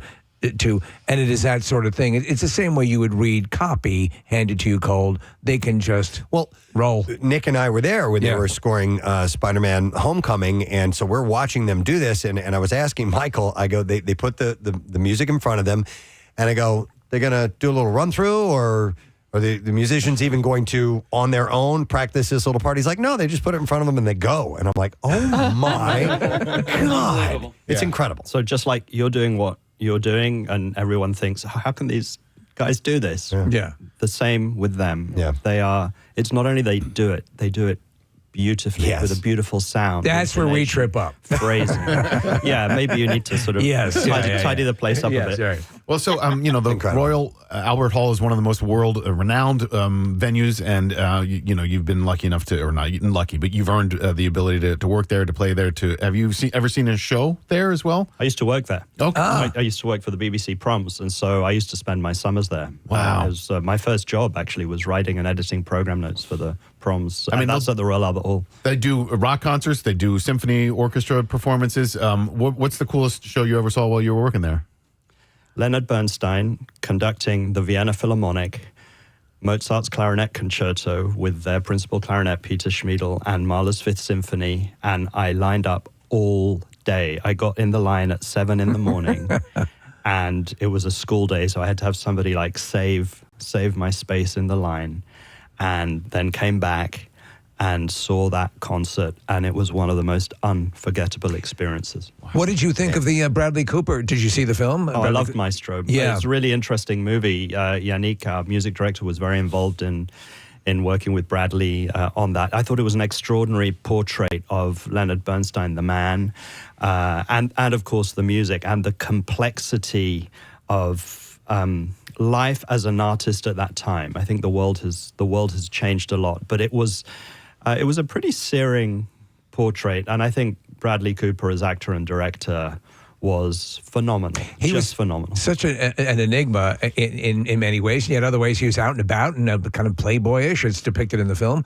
And I forget, was it Harold Ramis or someone was recounting the story of how they got him to score Animal House to write that dun dun dun dun. I didn't know that. And so I didn't either. Yeah, and they showed him kind of a rough cut. he thought it was hilarious, and like this is Linda Bernstein, and he's saying, yeah, I'll do it, sure.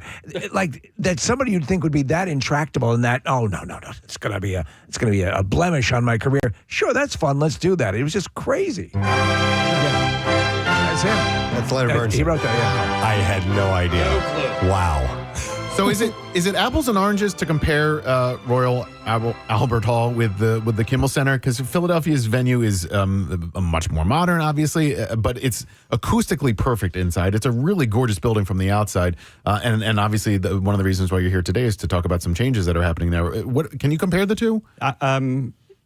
You can compare the two. So the Royal Albert Hall, I think built 1895. It's a massive 5,000-seat circular auditorium on 5 or 6 levels. It's magnificent, Victorian majesty in the center of London in South Kensington.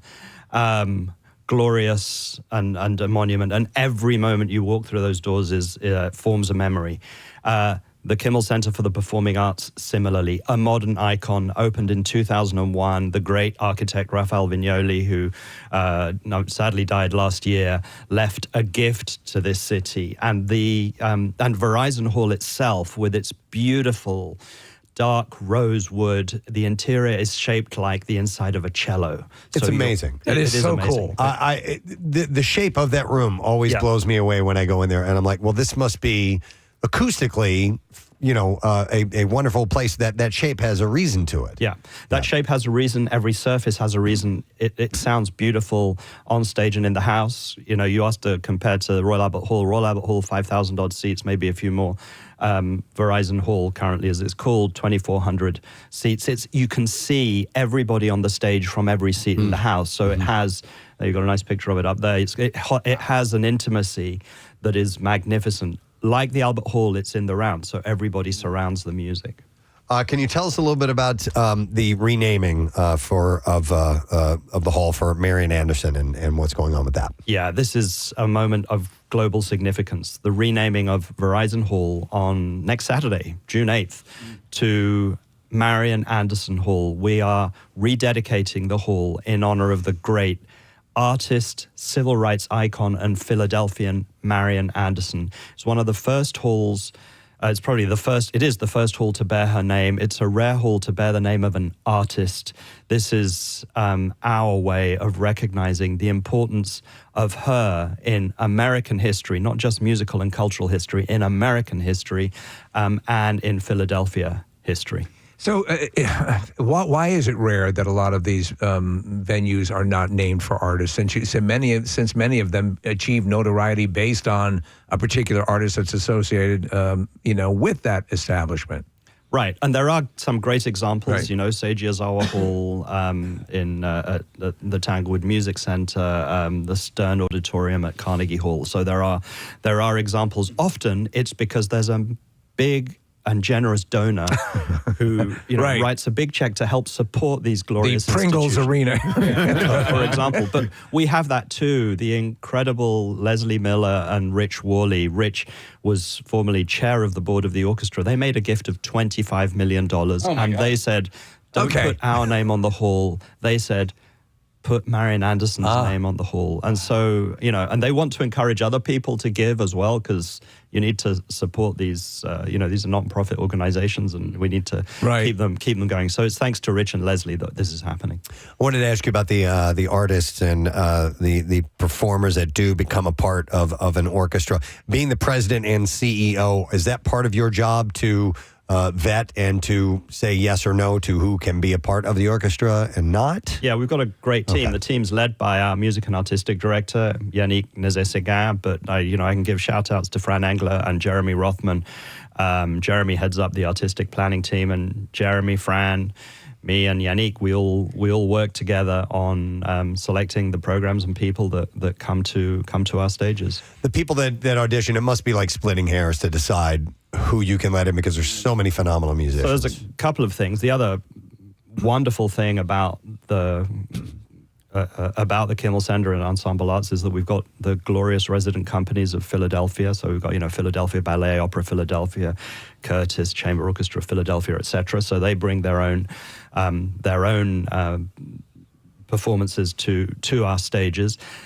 I think you're talking about getting into the Philadelphia Orchestra. The actual musicians and being a cellist or whatever. To get into the Philadelphia Orchestra. That's done by Yannick and the musicians of the orchestra. There is an incredibly rigorous audition process that takes a long time. We get hundreds of applicants for each position, and this is a destination. You get to the Philadelphia Orchestra, you're not really going to go anywhere else. It's what you'd work your life for, right? It's a dream job. A dream job. So I've seen it depicted in various movies, and it to me has. It's just almost like psychological torture. The hope to get in this deal.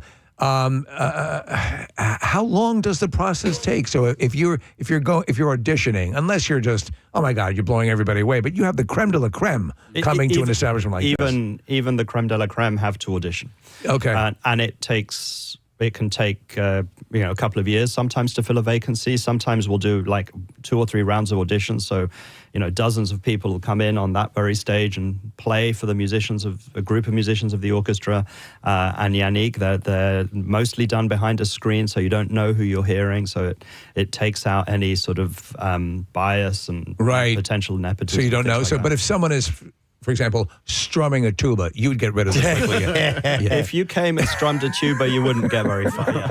There was a girl that I went to high school with, and she was our first chair violinist in orchestra. And years later, I don't really stay too much up on Facebook, but I went and looked her up, and sure enough, she was first chair in the National Symphony Orchestra. Oh, that's impressive. And I was like, wow. And she was one of those where like you'd hear her play like, yeah, you're way better than that. Did she ever write an essay for you? No, she did not write an essay. She was in the same grade as me. I only did it with upperclassmen. I had to do that. And I saw that there are a number of events coming up through the year. You guys stay quite busy. I saw there's some Independence Day celebration events that the Philadelphia Orchestra, and some free events too, if I understand. Oh, we've got a bunch of really exciting free events coming up in June. We've got our Pride concert coming up. We've got a concert at the Temple Performing Arts Center also coming up, and then we have an Independence Day concert on June 29th. We're doing that all free. You just have to register, so you can go to philorg.org to register. They're all going to be fantastic concerts. The Gershwin event is when? It's at the Man on July 24th. Okay, excellent. And then 2 acts, as far as I know, Matias, associated with the rock music. Beck is going to be performing with the Philadelphia Orchestra on July 25 at the Man, and then Dispatch as well, right? That's right, on June 22nd. So June's super busy. First, huge shout out to the Mann Center for the Performing Arts. We've been collaborating with them for decades and love performing there. And you know what, Steve? They're doing the screening of Batman, the 1989 Batman. I saw, yes. And I've been to several of these over the years. I cannot recommend them more highly. They do a screening of the movie and then live performance by the Philadelphia Orchestra at the Man. The classic Danny Elfman score, yes. Question, Matias, when you have an artist like Beck, a rock or pop artist that is coming in and performing with the Philadelphia Orchestra, what's the mentality amongst the musicians? Because that's a departure from what you're used to. Do they see it as this is going to be really fun, or this is a serious job, or maybe a little bit of both? Or because it seems like it would be a little bit out of their norm. It is out of their norm, but the musicians of the orchestra are always looking for different ways to connect with their audiences, right? And so, of course, nearly everything that the Philadelphia Orchestra does is, the mainstay of the great classical symphonic repertoire. But they're also adventurous. This was the first orchestra on film. This is the orchestra that played on Fantasia, right? As long as the musicians feel like they're working with a great musician, then it works. And it doesn't matter the genre. They just did 2 concerts with Sting that were just magical. And so, they'll be with Beck, with Dispatch this year. And these are great artists. Are they as starstruck by somebody like Sting as we might be? Totally. All right. I mean, the number of musicians who are like, "Hey, can we get a selfie?" I wonder if part of the joy excellent. of incorporating rock musicians and musicians of this level is seeing people stage dive in tuxedos. Is that Yeah, well, the stage isn't so Diveable. isn't so high. Yeah, and yeah. you know what? They're not wearing tuxedos anymore. So years ago, the London Symphony Orchestra had done a series of things that they took like the music of Pink Floyd, and it was such a wonderful entree. I think for me, it got me interested in a lot of symphonic music and classical music.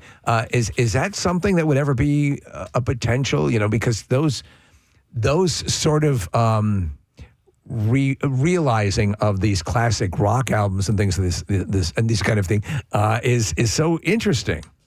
Yeah, look, we do. You're seeing it. You're seeing this kind of thing already with Beck, with Sting, with others. So those to record. Would you ever record? Is that ever something, or is that an alien concept at this point? Nothing's an alien concept. Okay. Anything that we can do to better connect us to audiences, to try new things, to push out the boat. Like I said, the important thing is, are we working with great musicians? Right. So. Matias, I remember it was many, many years ago. I remember seeing a commercial for a series of CDs called Classical Thunder. And it was all the big and ballsy orchestral Wagner, Beethoven, all these really big. Hi, I'm Scott Baio. Yeah. You haven't tried Classical Thunder yet. You need to get it right. Is there somewhere that you recommend people begin if they want to take a classical journey and yet don't have quite the ear for the subtleties of what is involved in moving pieces and things like that? Is there a place to start? Because it can be laborious to listen to some of it if you're not used to it, especially the slower movements and so on. Right. You don't need any knowledge here. Well, then I'm good. Yeah. You don't need to know anything. And so there's all kinds of places. You probably know the name Mozart. You probably know the name Beethoven. Right. Look up Beethoven's Fifth Symphony. You can go anywhere. I recommend you go to the Philadelphia Orchestra's Apple Music stream, or look up Philadelphia Orchestra on Spotify, and then just enjoy it. Just dive in. Just dive in. Just really find what you like and enjoy it. And then when you're ready, you can get a ticket. If you're a school kid in Philadelphia, you can come for free, but you can get a ticket for the Philadelphia Orchestra for $17. So wow, that's pretty good. So students get in free for the Philadelphia Orchestra? We've got a program called Apple, Appreciation Program for Philadelphia Leaders in Education. So every Philadelphia school district administrator and teacher can get in free, and every Philadelphia school kid as Preston, well. We're juniors, so we we got a year left. Easily we can do that in the School of Hard Knocks. Well, we have right here in our very city one of the absolute finest orchestras in the world, and you should take advantage of it if you haven't had a chance to do that yet. The renaming is happening this weekend, Saturday, 2 p.m. The Kimmel Center, the Verizon Hall at Kimmel Center will be renamed to Marian Anderson Hall. This is a permanent renamement? Permanent renaming. Wow. And the show's going to be hosted by Queen Latifah. Oh, yeah, good. Very cool. That's very cool. Okay. Yeah. So permanent, beginning June 8th, you'll be able to say, see you at Marian Anderson Hall. Oh, that's wonderful. Excellent. Well, we wish you the best with everything, all of your endeavors with the orchestra. Like I said, it's a crown jewel here in the culture of Philadelphia. So it's great to have you by. Thank you, Matias. We appreciate it. Thanks for having me, and to everyone in the studio, please be my guest at a concert during next season. We'd love to. We'd love to have you, and then you can tell everyone about it next time. Yes, it's a spectacular place. Absolutely. With that, we are going to take a break, though. It was cool if we take a break, Case, and come back in a moment. But thank you. Matias with us this morning. Thank you. Tarnopolski from the Philadelphia Orchestra, the CEO and president. We will take a break and come right back. Stay with us. Thanks, Barry. Preston and Steve on 93.3 the good old songs that are on the. I can't speed it up while you're. No, not while you're actually playing it. I shall work on it so we get an actual depiction of the Rat Barbershop Quartet. Yes, it would be, journalistically appropriate. Right. Yeah, I mean, come on now. A little bit more in part accurate. Exactly. That's why Actually, you won that I award. think better than speeding it up would be like pitching it up. You know what I mean? Well, whatever. Yeah, somehow or another make it higher. Can you do that? Or I don't know. Probably not. These will be the good old days. That just sounds like a key change. Okay. I'm still. It's all good. I'm just playing with it a little bit here. Listen, it was a threadbare concept to begin with. You've never produced a rat barbershop quartet before, Casey? Well, no, but you know call what? yourself a major market producer. I know. All right, so here's... He was called the Phil Spector of rat barbershop. The wall of sound. So with the cold weather cheese. months There you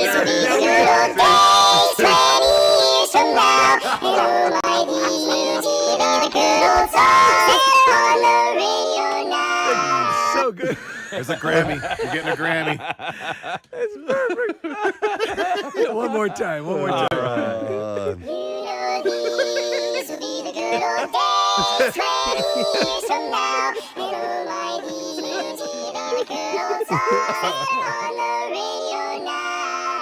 God. They're good. They're really good. I never thought I'd start my day off this way. They don't have much else to do. Rehearse their parts. Yeah, that's why they're so good. Well, I'm looking at the video of this, and we saw what we thought was a dead rat on our walk the other day. No! And well, it's confirmed. I'm looking at these videos because it wasn't huge, so we were like, "Is it a mouse? Is it a rat?" No, it was a rat. These are more like like field rats, Right. So if you get if you've ever been inside of the Subway, yeah. you're gonna see much larger rats. Hello, my baby. Hello, my God. Hello, my ragtime now. Even better. It's so good. Even better. Those talented Hello. barbershop. That's just. And they wear the most adorable little white pork pie Straw hats and stuff. Yeah. I'm glad you guys are having fun with this. These poor people in Hunting Park are dealing with all these damn rats. Kathy, you just have to laugh, and same with these guys. Yeah. With the cold weather months approaching, neighbors fear the rats will only get more desperate. DeSinger says that he doesn't know how he can bring people safely into his business if there's rats in the drop ceiling. A spokesperson for the Philadelphia Department of Public Health said officials have been in the neighborhood to inspect the rat issue and are currently working to get into the lot legally. It's unclear when the problem will be resolved. Ladies and gentlemen, I bring you... Rat. Hello, my baby. Hello, my honey. Hello, my ragtime now. I would go see a show like that for sure. Wow. I had a little adventure yesterday. Do I have time to share a quick story, or should we break? Yeah, we need to be out. You got plenty of time. 5:42. I wanted to share this real quick because it's fresh and we'll never get around to it if I don't. But yesterday I went, and I'm not going to say where exactly I went, but I went to a medical appointment. Right. Yesterday. It has nothing to do with my butt or my, none of that. It was something more else. Botox-ish. No. But anyway, so I show up for this appointment. It's a new appointment for me. I've never been in this place before, and I need to go and fill out some paperwork ahead of time. Right. So they asked me to be there about, 15 minutes before my appointment. I showed up there about 20 minutes ahead of time. I walk into the reception area, and nobody's behind the reception desk. But I could get into that area. It was a small little office that you come into, and there's a desk, and then the door that leads back to it was, like I said, it was a medical, so there's exam rooms back there. So I'm standing around, I'm waiting, and I wait about 5-10 minutes. Nobody's coming. And I'm like, okay. And I'm looking around, and I look behind the desk there, and I see a pair of glasses there. I see a glass with a straw in it. I see a pen with some notes written down next to it. I'm like, people have been here. This is not, I didn't show up to the wrong places. They have two offices. I'm like, okay, I came to the right office. I checked. I made sure. I checked my time. I actually spoke to them shortly before I got there. But yeah, you're going to be here. So I'm like, I know I'm on time. I'm like, what's going on? So I'm like, all right, well, I'll sit down, wait a few minutes, whatever. I'm waiting, and I'm waiting, and I'm waiting. And it's just getting closer and closer to my appointment time. And as I'm waiting, an older woman walks in to the same office. She walks up to the front desk, kind of looks over there. And I go, hey, I've been sitting here for 15 minutes. And nobody's back there. And she had a little bit of an accent. She's like, well, they told me to call ahead. Right. And I call, and it says they're closed. And I go, yeah, well, nobody's here. She had kind of like, I can't do a Russian accent, but it was kind of like I had the appointment. Well, not that bad. But anyway. I called on the phone to be here to get teeth looked at, and I come and nothing. All right, so. Who are you? With your Mr. Lyle Lovett hairdo. So anyway, she's standing there. And on weekends, travel to capital city and watch ladies while they make a toilet. So she's calling, and she's like, I'm going to call again. And she Is that calls- okay with you, pretty boy? While she's calling, the phone is ringing on the other side of the reception desk, and it goes to the voicemail, and it says they're closed. And so we're standing around. I'm like, well, I don't know what to do. I'm like, I'm gonna wait around for a few more minutes, and if they're not here, I'm gonna leave. But you saw like a cup, like there were clearly signs, and the more I thought about it, I'm like, it looks like they left in a hurry. I'm like, because they left stuff laying out, and I'm like, did you start CSIing the site? Well, I said, I hope it wasn't an emergency or something like that. And she's like, I don't know. And I go, and I go, because look, and I started pointing out the evidence. The more I think about it, I'm like, well, maybe something did happen. Did you slide the pencil into the barrel of the gun? And the more I thought about it, I'm like, well, maybe something's going on back there. Oh, wow. Now you're like, so you do these escape rooms, so now you're doing something. I may need Mission Impossible. Okay, Casey, if you don't mind, because says that, and then she goes, well, if I could, I would go back there. I would go back to the rooms. And I go, well, I could go back there. So we slid a chair over. You climbed through the window? And I climbed up over the top of the desk. Now, listen, they don't know this. Right, yeah. And they know who I am, and they're hearing this on the radio now. So I jump up on top of the desk. And if they have security camera footage, they'll see this. Oh, we want to see that. So I jump over the desk. Right. And as I'm going back into the offices, I swear to God, this is what I'm thinking, Steve. If I round the corner, I might see dead bodies. Oh, my God, dude. You don't know. I might see, there may have been a crime committed here. Or I don't know. So you might see some whoopee. No. I wasn't expecting that. Or I'm going to be the hero because somebody's being held hostage at gunpoint. Yeah. And I'm going to come in and I'm going to save Russian the lady, day. go take care of it. So I kid you not, I started thinking about my Krav Maga training. Oh, my God. You got ready. And I got ready and I jump over and I'm going, and I swear to God, I'm crouched down like this. God, I hope they have surveillance video. So that I would be able to move. Be safe, hero. Quickly if I needed to. And I'm like, I've got my back against the wall, and I'm turning and I'm peeking around corners. And I'm going, hello? Hello? And I'm looking around and doing this whole thing. Now, where the big mistake in my training that I didn't do is I didn't grab some type of a weapon. Yeah. Some type of thing that I might have Like needed. the But literally am looking and I'm like, okay, like the FBI would, like I would, quickly look at it and just move over the other way. And I walk through. Morning show host, identify yourself. It's okay, I'm a broadcaster. This is the point in the horror movie where you're like, why would he do that? Why doesn't he just leave? Oh, totally. Yeah, I didn't even think of that, Kathy. You're right. There's a demon. Well, you want to try to save the hostages. So I'm picking it, and there's like seven. It's a lot bigger than I thought it was back there. There's all kinds of rooms that I'm going through, and I'm looking. The hell is this? And eventually I see the office is at the end of the hallway, and I'm like, anything's going on, it's down there. That's the room. That's where they've got him. There's a glow coming out from under the door. And I'm thinking, I literally am thinking there's going to be a guy with his arm around someone with his hand over their mouth and a gun to their head or a knife to their throat. And I circle around and I look and I see that there's nobody there. And I'm like, clear, So and right was the Russian woman behind you? No, she stayed in the waiting room. She stayed in Don't the waiting room. worry, I have your 6. And so what I should have done is open the door so she should come in. She could come in and thank you and have my 6. But anyway, so I finally there was one other area I didn't go to, which was like it was like a closet. These doors, and I'm like, man, the bodies are in there. And I open it up. No, it's a giant nitrous tank. Treasure.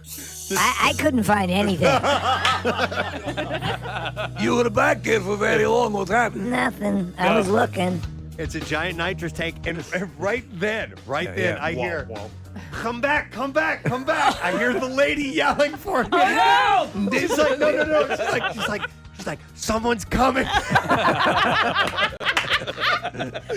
I'm like, I'm busted, man. She's like, because I thought they were going to be in the room when I got out there. Right. She's like, no, I saw them go by the door because it had a glass, a glass out into the hallway, and there was another entrance to the back of the office back that way. She's like, I saw them go by. Quickly, so I come running back, and as I step back, they're making their way back into behind the desk, and I look up on the desk.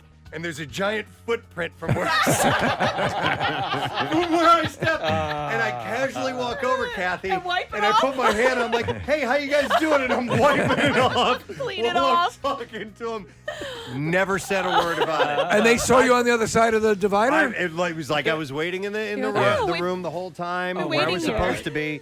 And they were just running late. They had another thing they had to go do. And so, what did the Russian lady say? I thought about telling them. I thought about saying, but I went creeping around in their office. Yeah, nah, just leave But it. it was the best intention. I thought I was You were going to be worried. saving the day. It is kind of weird to not unless, did they say it was an emergency of some sort? They knew they had an appointment. Why not leave a little sign back in 5 minutes? I don't know. Maybe I didn't it was ask. lunch and they were. No, it wasn't lunch. No? They had to go to the hospital or something was going on. But anyhow, you should have seen me. I was crouched down. Oh, that's great. I was crouched down like this. I was in the mode, and it was very surreal. But That's amazing. that was a bit of an adventure yesterday. So that would have been great if they walked in. Oh you my come God. back. You've What got was I gonna nitrous do, tank. man? You've got the nitrous tank on your arm. Yeah. You've got some of the tranquilizers and And you and the Russian lady are. I didn't see anything. Yeah. I didn't know how I was going to explain it Oh, if man, they that's came funny. walking in. But I had the best of Listen, intentions. the place was empty. I'm going to save them. Man. All right. Well, anyhow, it was a great day. Bella Hadid is getting real about her mental health. The 25-year-old model shared a raw post Tuesday saying that her life isn't as picture perfect as it may seem. Who's this again, Preston? I'm sorry. This is Bella Hadid. Bella Hadid. Is that your favorite Hadid? I vastly Oh, come last on. week was a Gigi week. No way. I have to admit it. It's got to be. I know Yolanda. Yolanda Hadid. No, Well, that's the mom, right? No. No? Now you're making fun of this legitimate thing here. Which one lives? Where do you stand? One lives in the area, right? Gigi's are I think two local, of them. right? I think the mom and the daughter live here. Well, Which I have daughter? nothing against Yolanda. Which daughter, Kat? Who's Bella? the- Or, It's Gigi. Bella or I know Gigi? Yolanda. Who just had the baby? Gigi. Gigi. So I'm she going to say it shared, one more time. Gigi. she shared a video of Willow Smith that resonated with her. In it, Smith talked about her insecurities and not feeling good enough. Hadid had also included a gallery of selfies of herself crying and a candid caption about her mental health. I'm so tired of on on TikTok and Instagram videos of people filming themselves crying. Oh, that's you know? not the first thing you think to do when you're the crying reaction. Yeah, no, I don't do that.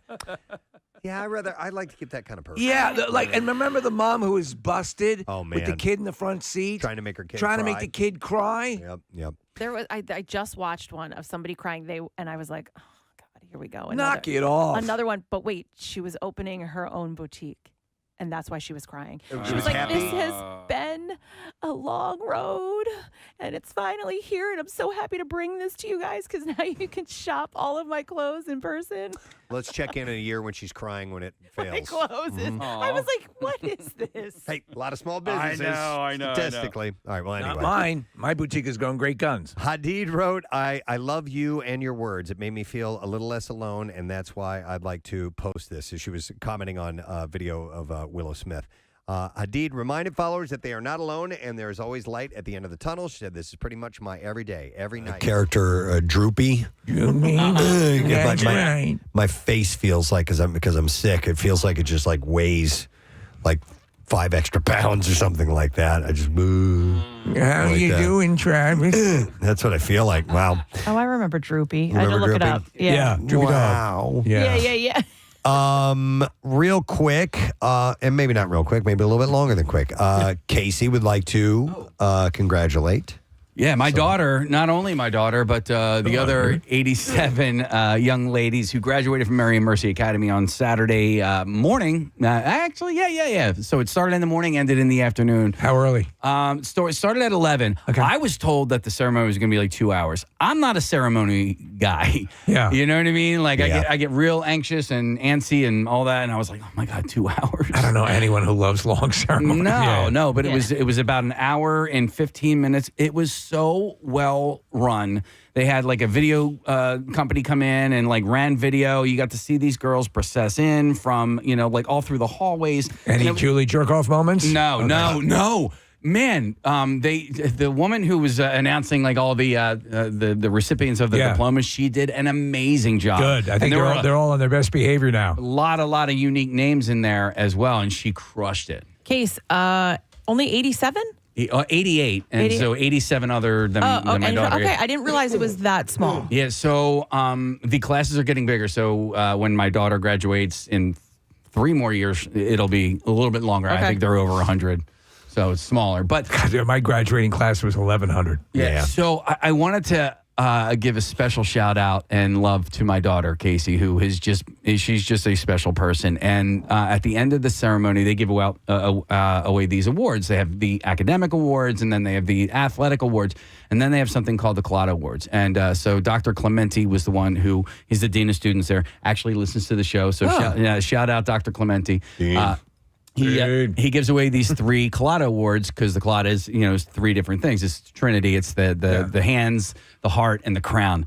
And the final award that they give away is the Crown Award, and that went to my daughter. Like the biggie.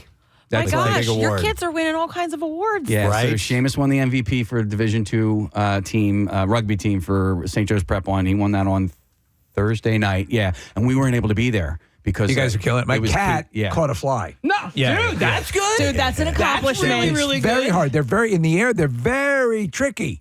Dude, when my cat, sorry, Case, real quick, when my cat gets a fly, I'm like, yes, buddy, good job. Case, this is awesome. So when Dr. Clementi was awarding the award to Casey, he actually got choked up a little bit. She's so sweet, right? Is that why? Like, she's just a sweet kid. Yeah. So that particular award is for somebody who demonstrated leadership and fidelity, and it's voted on by the faculty and staff, and so it's I'm not surprised by it. I mean, I was definitely like proud, and when they said her name, I was like, oh my God, that's her. That's my daughter. That's my daughter. But she is and has always been just a very, very special person, and I'm so proud of her. There you go. That's awesome. That's tremendous. Yeah. Casey's family had a graduation party, and we went to it, and it was a wonderful event. And Casey, for a moment, gave a speech in front of the group that was there, and he gave a wonderful speech. It was glowing about his daughter. And it was so funny because I was sitting next to her, and she was like waving you off, going, "Dad, can you stop it, please?" Stop. Lovingly so, but like I think she feels uncomfortable with too much praise. And you, shut up. And you, as a dad, can't help but you're gonna put the time praise on her. to But savor it. it was really cute. It was, what's interesting is I was sitting there, and I'm like, oh, I think somebody should probably say something, right? Yeah. Like, it wasn't something that I had planned. And then I sat on it for a second. Well, you gestured to Diane for a moment, and did she say no because she would have cried? Or no, because she just was, she wasn't planning on it either. And that was just me sort of like joking around trying to break the ice or whatever. I'm like, all right, Diane would like to say a few words. She's like, what the hell are you talking about? I haven't prepared anything, but I always joke with Jace because if I'm like, I love you in public, or I like give him a hug now, when like people are around, he's like, Mom, I'm like, I know it's so gross. My mom loves me. It's so terrible that my mom cares about me. He's like, stop it. Yeah. But you know what? And so the one of the parts of what I was trying to say to the people at our little get together was that it takes a village, and I want to thank anybody and everybody who was there all along the way, whether you watched her for a night, or you give her a ride to a practice or a rehearsal. Like, I mean, it really. Or talk to you about snowplows. Well, we all know you can't do this alone, right? Yeah. So like everybody needs to give themselves a round of applause for just being there. You know what I mean? Like, I remember, Press, when you had your child, your first one, I remember saying, how do you do it? And you're like, you just do it. You just do it. You just do it. You have to do it. Yeah. And then so that's what we've been doing for 18 years. So congratulations to all the great. Oh, and then St. Joe's Prep graduated yesterday too. Congratulations, everyone. Congratulations. There's a lot of people in celebration. You see the signs in everybody's yards and stuff like that and all that. As soon as you drive by and you say a tent in somebody's backyard, it's cool. Yes, it's a big thing. Absolutely. So that's cool. So congratulations. Thank you. All right, Bizarre File time. Let's go for it. WMMR presents Preston and Steve's Bizarre File. All right, brought to you by Sports and Social, live casino, Phillies Fridays at Sports and Social Philly. Every Friday home game, enjoy free caricature drawings, Budweiser specials, giveaways, memorabilia, and more. And you can visit sportssocialphilly.com. A storied Florida powerlifter turned boxer tried out a sweeping leg hook on a member of law enforcement and landed herself in jail earlier this week. Stephie Cohen Magarici, known on social media as Stephie Cohen, was arrested Tuesday outside of her home on charges including sexual, cyber harassment, offenses against computer users, criminal mischief, and resisting arrest without violence. The underlying series of events leading up to her arrest allegedly began in March 22 when she came across her ex-boyfriend's old laptop computer after he moved out of her house. She allegedly guessed his password, found sexually explicit images of his new girlfriend on his iCloud account, and after downloading the images, she allegedly posted them in a group chat that the defendant, the victim, and several other girls were also a part of. In one of the messages, she states that she sent the photos maliciously and with the intent to cause emotional distress to the victim. The alleged victim complained to police, prompting an investigation. It culminated at her residence. But she hadn't sent them at all. She just grabbed them off the iCloud. Yeah, and on May 28th, when she walked outside, an officer moved in to arrest her and let her know it. But she allegedly did not comply and began to walk at a fast pace to her residence and said something about her dog. In turn, the officer told her she was not allowed to go inside her home and instead to just call a boyfriend so he could pick up the dog. She then stated she was not going with them and began to physically resist. Police say things escalated quickly from there. After being handcuffed, she allegedly tensed her arms and then right leg hooked one of the two officers to try and sweep him off his feet. Sweep the leg! Eventually, officers got Cohen into the back of a squad car, but the 25-time world record holder in powerlifting, listen to this, allegedly accessed her mixed martial arts training to perform one more feat of strength. She placed her right leg on the latch to unlock the door and grabbed it with her toes. Wow. And then pulled the latch with her toes and intentionally broke the locking system. With her toes? Causing the door not to lock at all. Yes. Wow. She was assessed Some powerful toes. a $3,000 bond and ordered not to have any contact with the alleged You broke my lock. Victim. Cohen is slated to appear back in court on November 27th. Did you guys have any friends that had toes that they would use like hands? Yeah, we called them a gelfling. A gelfling? Yeah, from Dark Crystal. Yeah, the gelflings toes could grab things. My buddy Danny could pinch with his toes. There you go. Really? I mean, it would hurt. Oh, yeah. Yeah. Really? So I was pretty good for a while. I think I've lost it. I've lost the gift. Yeah, so there are those people that have that talent. For years, a peaceful $1 million farm in Indiana hid a dark secret. It was a serial killer's playground. What? This is insane. When cops finally raided Herb Ballmeister's 18-acre property in Westfield, north of Indianapolis, they uncovered some 10,000 pieces of human remains, mostly crushed and burned skeletal fragments of the teenage boys and young men whom he had abducted and murdered in the 1980s and 90s. Nearly 30 years after he killed himself while on the run from police, authorities are still trying to still sifting through the remains and identifying the victims. Jones is the third victim to be identified in recent months. Actually, it was Jeffrey A. Jones. They had found his remains at Fox Hollow Farm in 1996. He had gone missing in 1993. There are an additional 4 DNA profiles found at the property that have not been identified yet, bringing the total number of his victims to 12. So this guy's running this living nightmare on this farm.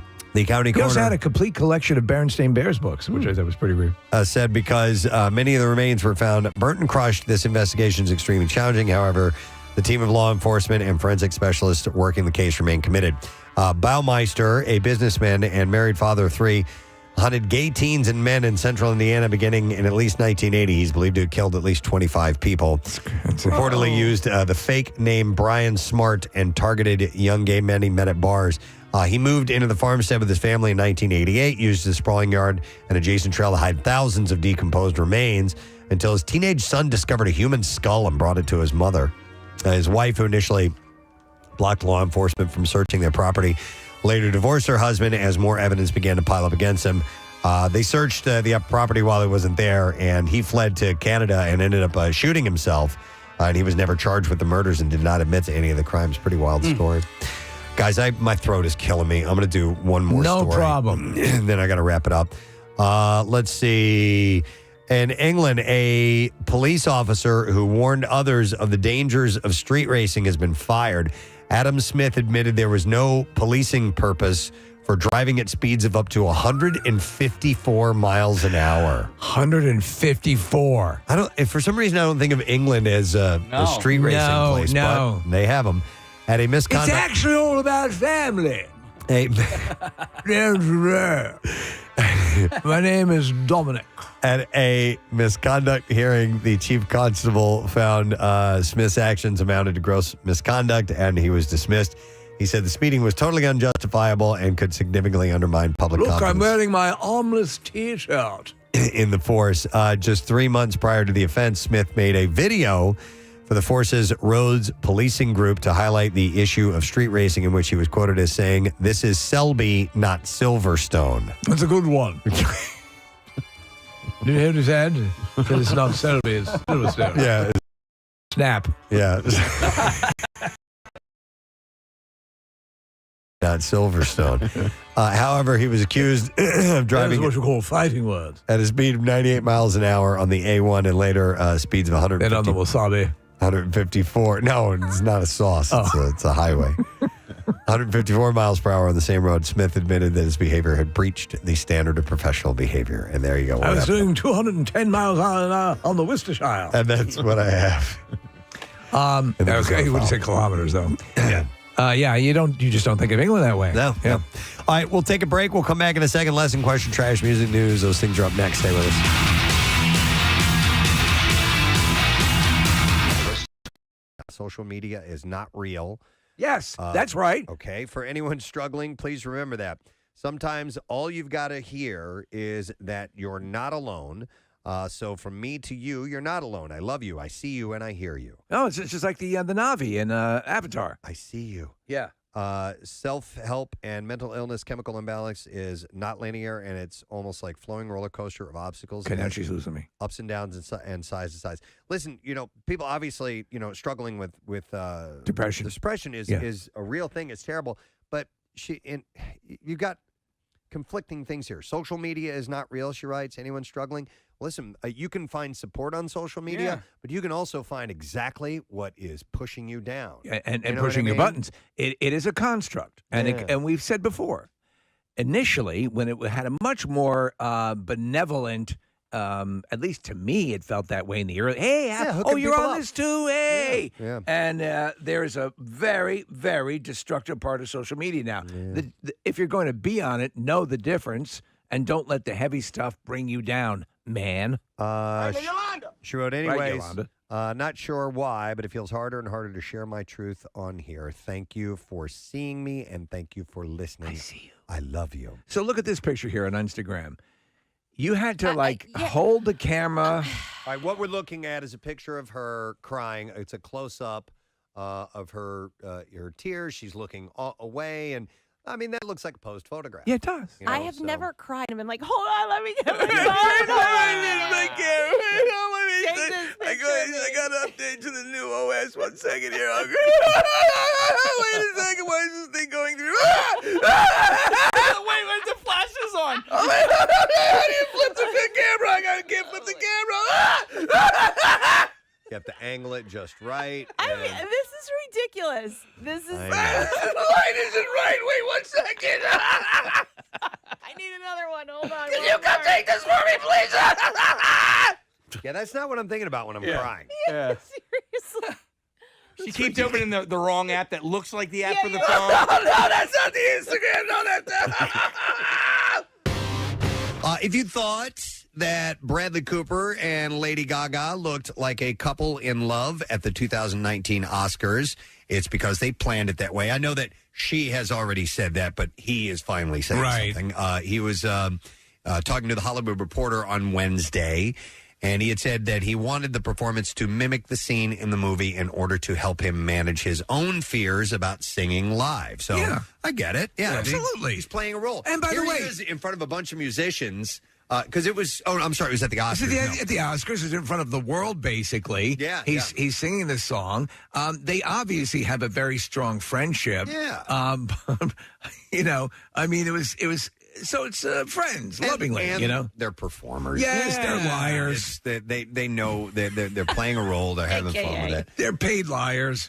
So Cooper added, he said he shared just from a personal standpoint, it reduces the anxiety level. Well, listen, we're very good friends with Bradley Cooper. We are. And we know the way he is. Incredibly And we close. know how nervous he gets in situations like this. So if you knew him the way we knew him. Steve, I sometimes will just place my hand on his knee. Yeah. And just a little touch. Yeah. A little human touch. Makes a difference. Calms him down a bit. Yeah. I can't believe you guys haven't brought up the fact that, like, Steve and I look at each other like that when we sing the Safe Light song. Absolutely. We totally get It's that. so beautiful. That's right? true. Yeah. Every single time. I just thought I'd let you guys have that. I didn't want to bring it out into the open. I always say, find someone in your life who looks at me the way Casey looks at me during the Safe Light song. Yeah. Can we get that right now? Can you guys do that?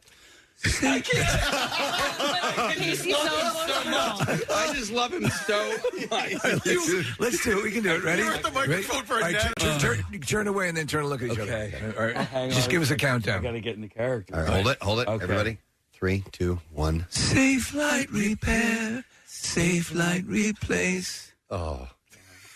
God. The Wow. lovely kiss was That blown. was- If we could get it, I don't know if it's possible to get a split screen on that or not. And see, there's no play that real love there. That's all Right, they no. lie. Well, you know what? You can't sing those words without being moved. They're not only repaired, but replaced. Yes, as if the repair wasn't enough. You fixed me, Yeah. and then you made me all new again. Right. Right? Right. And they'll I'll come- repair they'll- you. I will I never will come replace to where you. you are Yeah. if you're at your daughter's dance recital. That's right. Bradley Cooper added that they kind of fall in love in that scene in the film. It's that explosive moment that happens to them on a stage in front of thousands of people. Yeah. And it would have been so weird if we were both on stools facing the audience. So that's why they did it that way. This is actually the first time that they rehearsed. They sang the Chicken Pot Pie song, Preston. Wait, do you want to do Safe Light Repair like that now? We're looking at the video where they're kind of heads leaning against each other. Oh, no.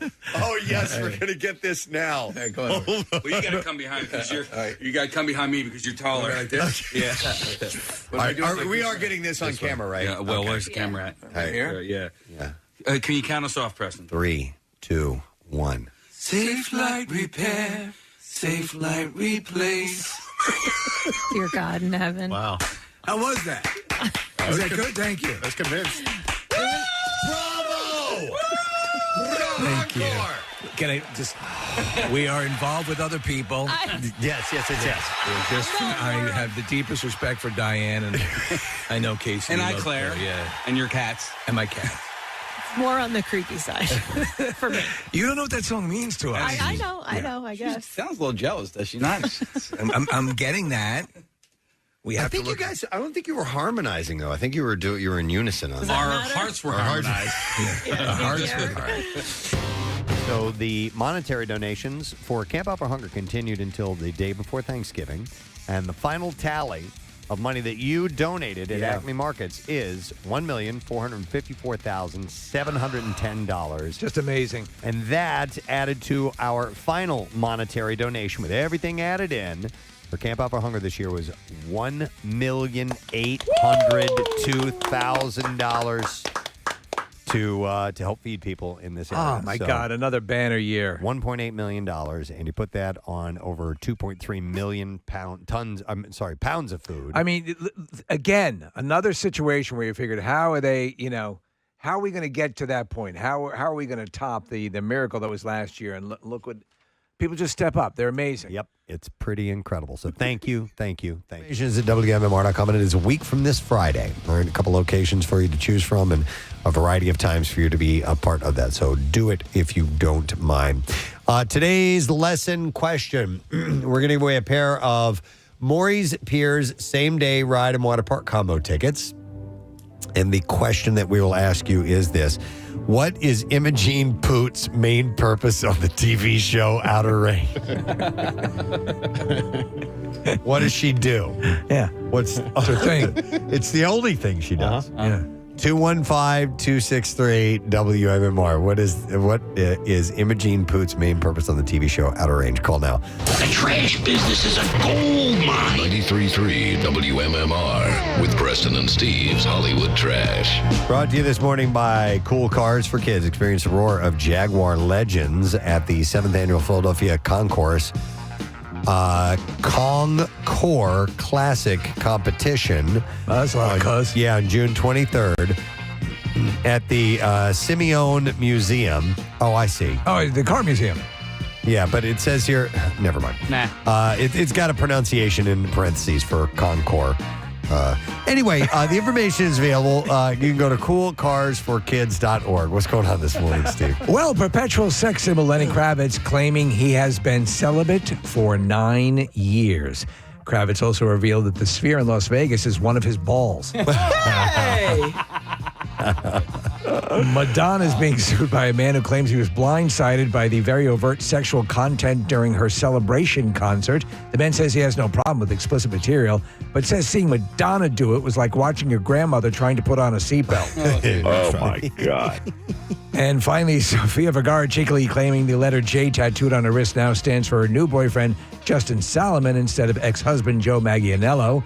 She says she's having more of an issue with the tattoo over her vagina, which reads, "Insert Joe Manganiello here." And that's your Hollywood Trash. It's so funny, the seatbelt thing you mentioned with my wife and I when my dad was living with us. I'm like, hey, if you want to distract Dad for 15 minutes, just have him put his seatbelt on. We would just sit there and go, my God. Any day now. All right. Any day now. All right, let's see if we can get an answer to the question. What is Imogene Poots' main purpose on the TV show Outer Range? 215-263-WMMR. We'll go to Joe. Hey, Joe, good morning, sir. Good morning. Joe, what is Imogene Poots' main purpose on the TV show Outer Range? The answer, of course, is fart. Yeah, Yes. she just she shows up and she farts. Yes. All right, hang on, Joe. Got a pair of Maury's Piers same-day ride and water park combo tickets. You can check out the big friggin' deal and get same-day ride and water park tickets at Maury's Piers for just $70 and enjoy unlimited rides on 3 piers in both water parks for a whole day. You can get this exclusive offer while supplies last at WMMR.com/deals. Now, Preston and Steve's Music News on 93.3 WMMR. Yeah. Brought to you by Horizon Services. You can book your expert AC tune-up today to avoid costly summer breakdowns. Horizon Services help is on the way. We mentioned this earlier this morning. Taylor Momsen's latest performance with Pretty Reckless will definitely go down as a memorable one for the singer. She shared on Instagram Friday she was bitten by a bat while opening for AC/DC's Power Up tour in Spain. And as a result, she noted that she must undergo 2 weeks of rabies shots. We have the audio clip of her talking about this on stage when it happened. There's a flying bat on my leg right now. Can someone help me, please? So she's walking around with this bat on her leg. So she had to get, she had to get rabies shots. She also shared footage of the encounter on social media, and in the video, she initially appeared unaware that the bat was clinging to the side of her dress as fans tried to get her attention. Yeah, you can see it right there. It was in a song called Witches Burn. She said, I must really be a witch. She was calm, but told the crowd, it's all right, the bat's fine. He's going to be my new friend. So it was an interesting situation. One I've never seen before. A streaming milestone has cemented Bon Jovi's rock legacy as their iconic hit, You Give Love a Bad Name, surpassed 1 billion plays on Spotify. It's the band's second entry into the coveted billions club following Living on a Prayer earlier this year. The 1986 chart topper served as the lead single from their album Slippery When Wet, kicking off a streak of blockbusters that have propelled Bon Jovi's success for the past 40 years. Did you watch any of the documentary? Not yet. Yeah. I watched a bit of it. It is good. Yeah. And again, it's... am I a massive Bon Jovi fan? I respect what they've done. There's a number of songs that I really do enjoy. But it gives a kind of a nice insight. Yeah. I've always liked them. So it'll be worth checking out at some point. As Michael Anthony prepares to hit the road with Sammy Hagar, Joe Satriani, and Jason Bonham for the Best of All Worlds tour, the legendary bassist wants to assure fans that their Van Halen catalog performances will be an entirely authentic, no-frills experience. And it will be a live experience, dismissing the idea of pre-recorded vocals or digital enhancements. Anthony promised shows will be 100% live. We've got that Joe Satriani, and This cat really knows how to play guitar. With the band potentially adding a keyboardist to recreate the iconic sound without backing tracks. While Van Halen gems from both the Roth and Hagar eras will be featured in the show. They also plan to dip into their solo catalogs, Led Zeppelin covers, and Chickenfoot material as well. I wonder how many bands these days use some sort of additional shine. You know what I'm saying? Yeah. Little trickery. Yeah, tracks that add to like the backup vocals and stuff like that. Probably a fair amount. I mean, listen, when I went and saw Old Cella, all the, and these are legendary bands, but they definitely have sweetened the sound. Filled it out. You have more musicians up on the stage to fill the sound out. I'm down with it. You know what I mean? Yeah, like when I saw ELO, when Jeff Lynne came to town, he probably had a little bit of padded vocals. It didn't matter. It sounded fantastic. That's all you want. I was happy with it. And the last thing is Pierre Robert's got pit passes to see the Rolling Stones. Pit! Yep, Tuesday, June 11th at the Link. And to enter, listen weekdays at noon all week long for the Stones word of the day. So that starts today. Go to the contest page, WMMR.com. You can enter that day's word for your chance to win. Each day's word is another chance to win those pit tickets. Contest rules, details, WMMR.com. And a few tickets remain at Ticketmaster, by the way. All right, and that's it. That's what we got in music news for you. One more break to take. We'll come back in a second and wrap up the program with our letter of the day for the Word of the Week prize. So stay with us. Preston and Steve. Announcement in music news. Nick, what were you laughing so hard at right before that started? Or do we even want to know? You want to know. Okay. I would just want to take a seat, Preston, and I got my little chair here. Oh, and I didn't do it again. Oh, there we go. And somehow, Casey found a way to rig it so that it just slowly descends. I took video. I took video. Okay. You did? How'd you do this? All right, so... Because it'll go back up. There's a hand to lower the seat. Yeah. And I assume he did, right? I tied it with Dana. Yeah. Interesting.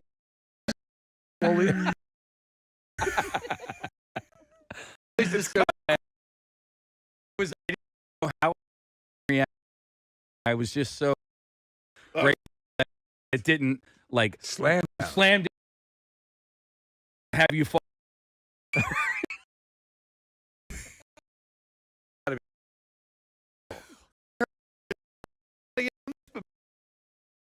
You have headphones. Saw Casey. Oh, are you? No, but his chair will sit. He sits in it. Where Just, I don't. It came out of nowhere. Bandana sitting there. It wasn't there. I was like, I wonder if I could. It was lightning fast. Firing. Not as permanent, but definitely some pain involved. Florence Pugh, the actress, recently pierced her nose, but confessed that she fainted in the process. Oh, my God. Yeah. Really? She captioned an Instagram photo that says, "When you want to be a cool grown-up and get a cool new piercing and you instantly fail, go green and then faint." All right, so Kathy, did you faint when you got your not your ears pierced, but like you got your belly button pierced? And... No, I didn't. She had a nipple pierced. I didn't. I faint. didn't want to bring that up. What's that? I didn't want to How bring can that you up. not bring that up? You're obligated to bring that up. Are you kidding me? Case, my problem is looking at it. If I see it happen, I'm out like a light. Okay, so Florence went with the septum, the middle part. Okay. I dig. I like a nose piercing, like the off to the side. Yeah, the nostril. Yeah. What do they call it? That's usually a stud, is it not? Yeah. Stud. Stud. Yeah, the septum thing, Sometimes it looks like you got boogers hanging out of your It's nose. just gross. I don't like that. Yeah, the But I booger do thing like- is real. I do like the stud. Yeah. I think that could be cute. It's good if you're a bull. I think it works quite nicely. My girlfriend has one. She has a Wait, the septum septum? piercing? Yeah. She Okay. does? I didn't know that. I never even noticed. Yep, she has it. She doesn't wear it all the time, and she removed it for several years, and then put it back in recently, and it never closed, which she was surprised by. Wow. I wasn't. Yeah. Yeah, but looks good on her. What does she wear? Is it a hoop? Like a little hoop. Yeah, There it is. A little hoop. Yeah, I wasn't saying that I don't like that. I just prefer the stud. But so speaking of bull, Steve, when I was a kid, we had the shower curtain rings. Yes. I would take those off the shower curtain and put them in my nose like I was a bull.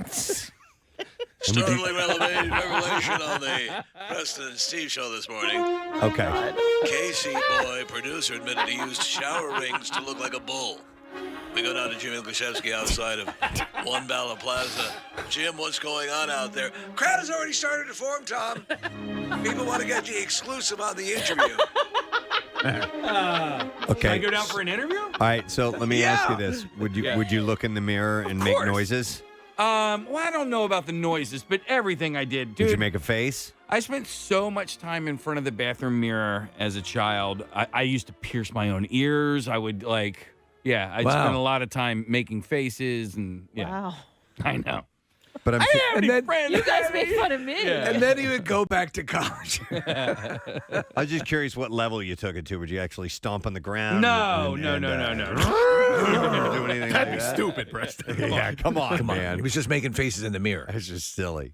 By the way, to make Casey feel better, if you've ever taken a shower ring and pretended to be a bull, text in and let us know. please about let it. us know. And if you have one now and you could do a picture, we'd love to see Yeah, it. that'd be great. Without a doubt, I am not the only one to ever do that. No, listen, I'm sure. I'm Without sure a I've doubt. done it, for Yeah. Christ's sake. Somewhere in America Yeah. has done it. There's probably a commune of people who do nothing but that.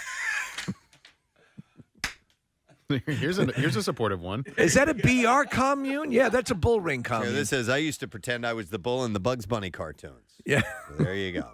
And this guy, he and his cousin used to put helmets on and use red tablecloths to charge at each other like bulls. But he One didn't was a think, bull and one was the matador. Yeah. He says, didn't think of the shower curtain ring, though. Yeah. Yeah. The accessory you never knew you needed. I know this is like Hollywood celebrity news, but why did they put the ring in the bull's nose? What was that all about? You know, I think that's how they would actually lead the bull. Yeah, I think they could Oh! connect. They could connect a lead to it. Okay. And That makes or they could And most essentially leash them up somewhere, and, All right. and they're not going to go anywhere. and isn't the fact that most bulls are goth, sort of? They're Yeah, I the think so. cages and stuff. Yeah, they do the Most ear of them. Yeah. stuff body too. mod. Yeah.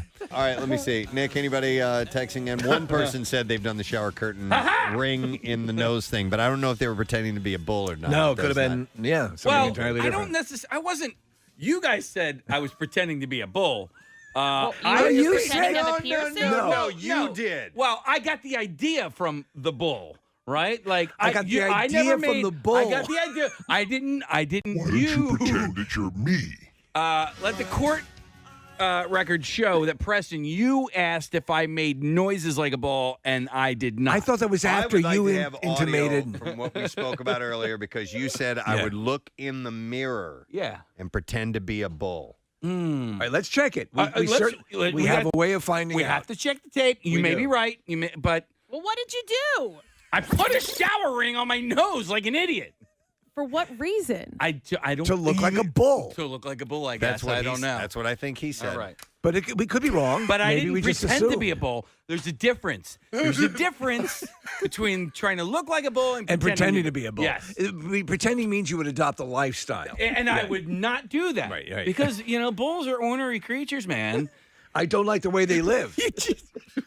her ornery creatures, man. Yeah, that was my Lebowski right there. That's what I thought you were doing like you almost Austin sounded like Powers. Austin Powers. No, that was more Lebowski than anything They're else. ornery creatures, man. I'm a Brahma bull, baby. Kathy, I'm trying to reel this back. You are? Yeah, I'm trying. Started it. Jesus. Holy moly.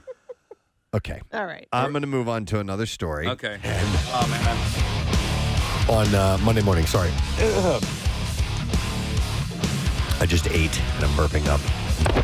Yeah, and I feel horrible. I'm not feeling very well today. But fortunately, I know it's just a temporary thing. 'Cause Yes. I got this from my youngest child. So sweet. Thank you, sweetie. And it only lasted about 24 hours or so for them. So it should be good. But today was a fun show. Regardless, we had some nice conversations. We had a chance to spend some time with Matias Tarnopolski from the Philadelphia Orchestra. It was a fascinating conversation. Yes. He's the president and CEO of the orchestra, and they are renaming Verizon Hall to Marian Anderson Hall, who, to be honest, I wasn't all that familiar with her legacy until I started doing some digging around. Very impressive. Yeah. I'm glad they went this way. The original selection was Tex Randall Cobb, and it made no sense. It made no sense. It made no sense. I don't think he's a musician at all. No, not at all. Or does he have any Philadelphia ties? I don't Not think at all. so. No. Thankfully, they came to their senses. They came to their senses. Yeah. Isn't he from here? Is he? Tex I- Cobb? dude, I have no idea. I'm pretty sure he actually was born Well, in then Philly. I stand corrected. But whatever. I think he's from the area. Yeah. No I remember us talking about that one time. I mean, he had an impressive legacy. I think Marian Anderson's maybe a little bit more. I think more at least suited to this venue. Right. Oh, man. Hey, Than Tex Randall Cobb. Quick question. No, he was born in Texas. And there's a Philly connection. Texas, I know PA. No, I know there's a Philly connection. Either he lived here or he lives here currently. I swear to God. Yeah, keep digging. What were you going to say? I just had a quick question about where Ben Franklin invented electricity. Did he invent electricity in Philadelphia? Or was he somewhere the kite else? incident? Yeah. For some reason, I believe it was, but that's probably just me hearkening back to elementary school, education there and figuring out the location of that. I don't know. They never made a big deal about where it was. Yeah, and if it was in Philadelphia, we need to own that. In Philadelphia invented Do we still have the electricity. audio of that? It was pretty impressive. Oh, you know what? Well, I know we're trying to get Preston out of here. Well, while you're digging for that, Casey, Randall Tex Cobb lives in Philadelphia, and he graduated from Temple University magna cum laude with a bachelor's degree in sports and recreation management at the age of 57. What? January 2008, yeah. No kidding. We should get him on the show. He still lives here. Love that friggin' guy. Haven't we had him on, or maybe Do you I have him on the phone? Maybe, yeah. But yeah, we should get him back in. I don't remember ever talking to him. No. But then again, I couldn't remember that guy's name yesterday. Travis? Travis, my old buddy Trav. Actually, it was Whose name was Jake. Yeah. Yeah, but you just Spring break Jake. you renamed him Travis now. Oh, he is definitely Travis from here forth. To Wait, so several people. he said he knew you were not good with names. Oh, Like that's why he just went with it. Oh, absolutely. Yeah. Good guy. Yeah. So I love anyhow. that. All right, here's the greatest American, great moments in American history. Yeah. And now, Great Moments in American History, the special edition. July 29th, 1750. Benjamin Franklin conducts an experiment to prove that lightning is a form of electricity.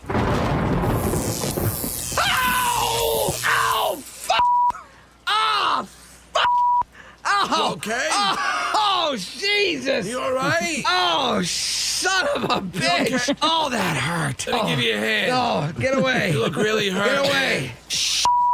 This has been another great moment in American history. It's amazing. And his kite experiment was performed in Philadelphia. There you go. In 1752, and according to the account by Joseph Priestley. Okay. So there you go. Jason Priestley's brother. Yeah. A lot of people don't know that. I wonder whereabouts in Philadelphia. One There Dollar should be- Plaza. There should be a landmark Where the there, right? basketball court is now in the parking lot. Oh, that's where Ben Franklin discovered that lightning is a form of electricity. I had no idea. All right, we need to do the letter of the day. Case, can you help me? I got you. Here we go. Preston and Steve on 93.3 WMMR. Now, the Daily Letter. All right, the Preston and Steve Show is brought to you today by the letter D as in daddy. All right, and we're going to give away Father's Day dinner for up to 10 people at Nebraska Brazilian Steakhouse. Treat Dad to a delicious and unforgettable experience this year with their new location at 20th and JFK Boulevard in Center City, or the original location in Horsham, PA. Go to Nebraska.com to make a reservation. Doing that for Dad would be awesome. Even if you don't win it, you should do it. Because, I mean, it's gluttonous fun. That it is. All right, I want to thank our sponsors. Preston and Steve Show brought to you today by Duncan. The Preston and Steve Show runs on Duncan. Also brought to you by Powhannah Tiki Boats in Ocean City, New Jersey. Book today at Powhannah, which is spelled P-A-U-H-A-N-A, tikiboat.com. And also brought to you by Hershey Park. Hershey Park is calling your name. Save on tickets now at hersheypark.com and visit this weekend. Tomorrow morning on our program, Tuesday, and believe it or not, it is true, in our studio, Mr. Kevin Costner will be joining us. Very excited. It is very cool, yes. That's it. We are done. Rage on. Have yourself a great day, and we'll see you tomorrow, gang. Pierre's in next. Bye-bye. Preston and Steve. 93.3 WMMR.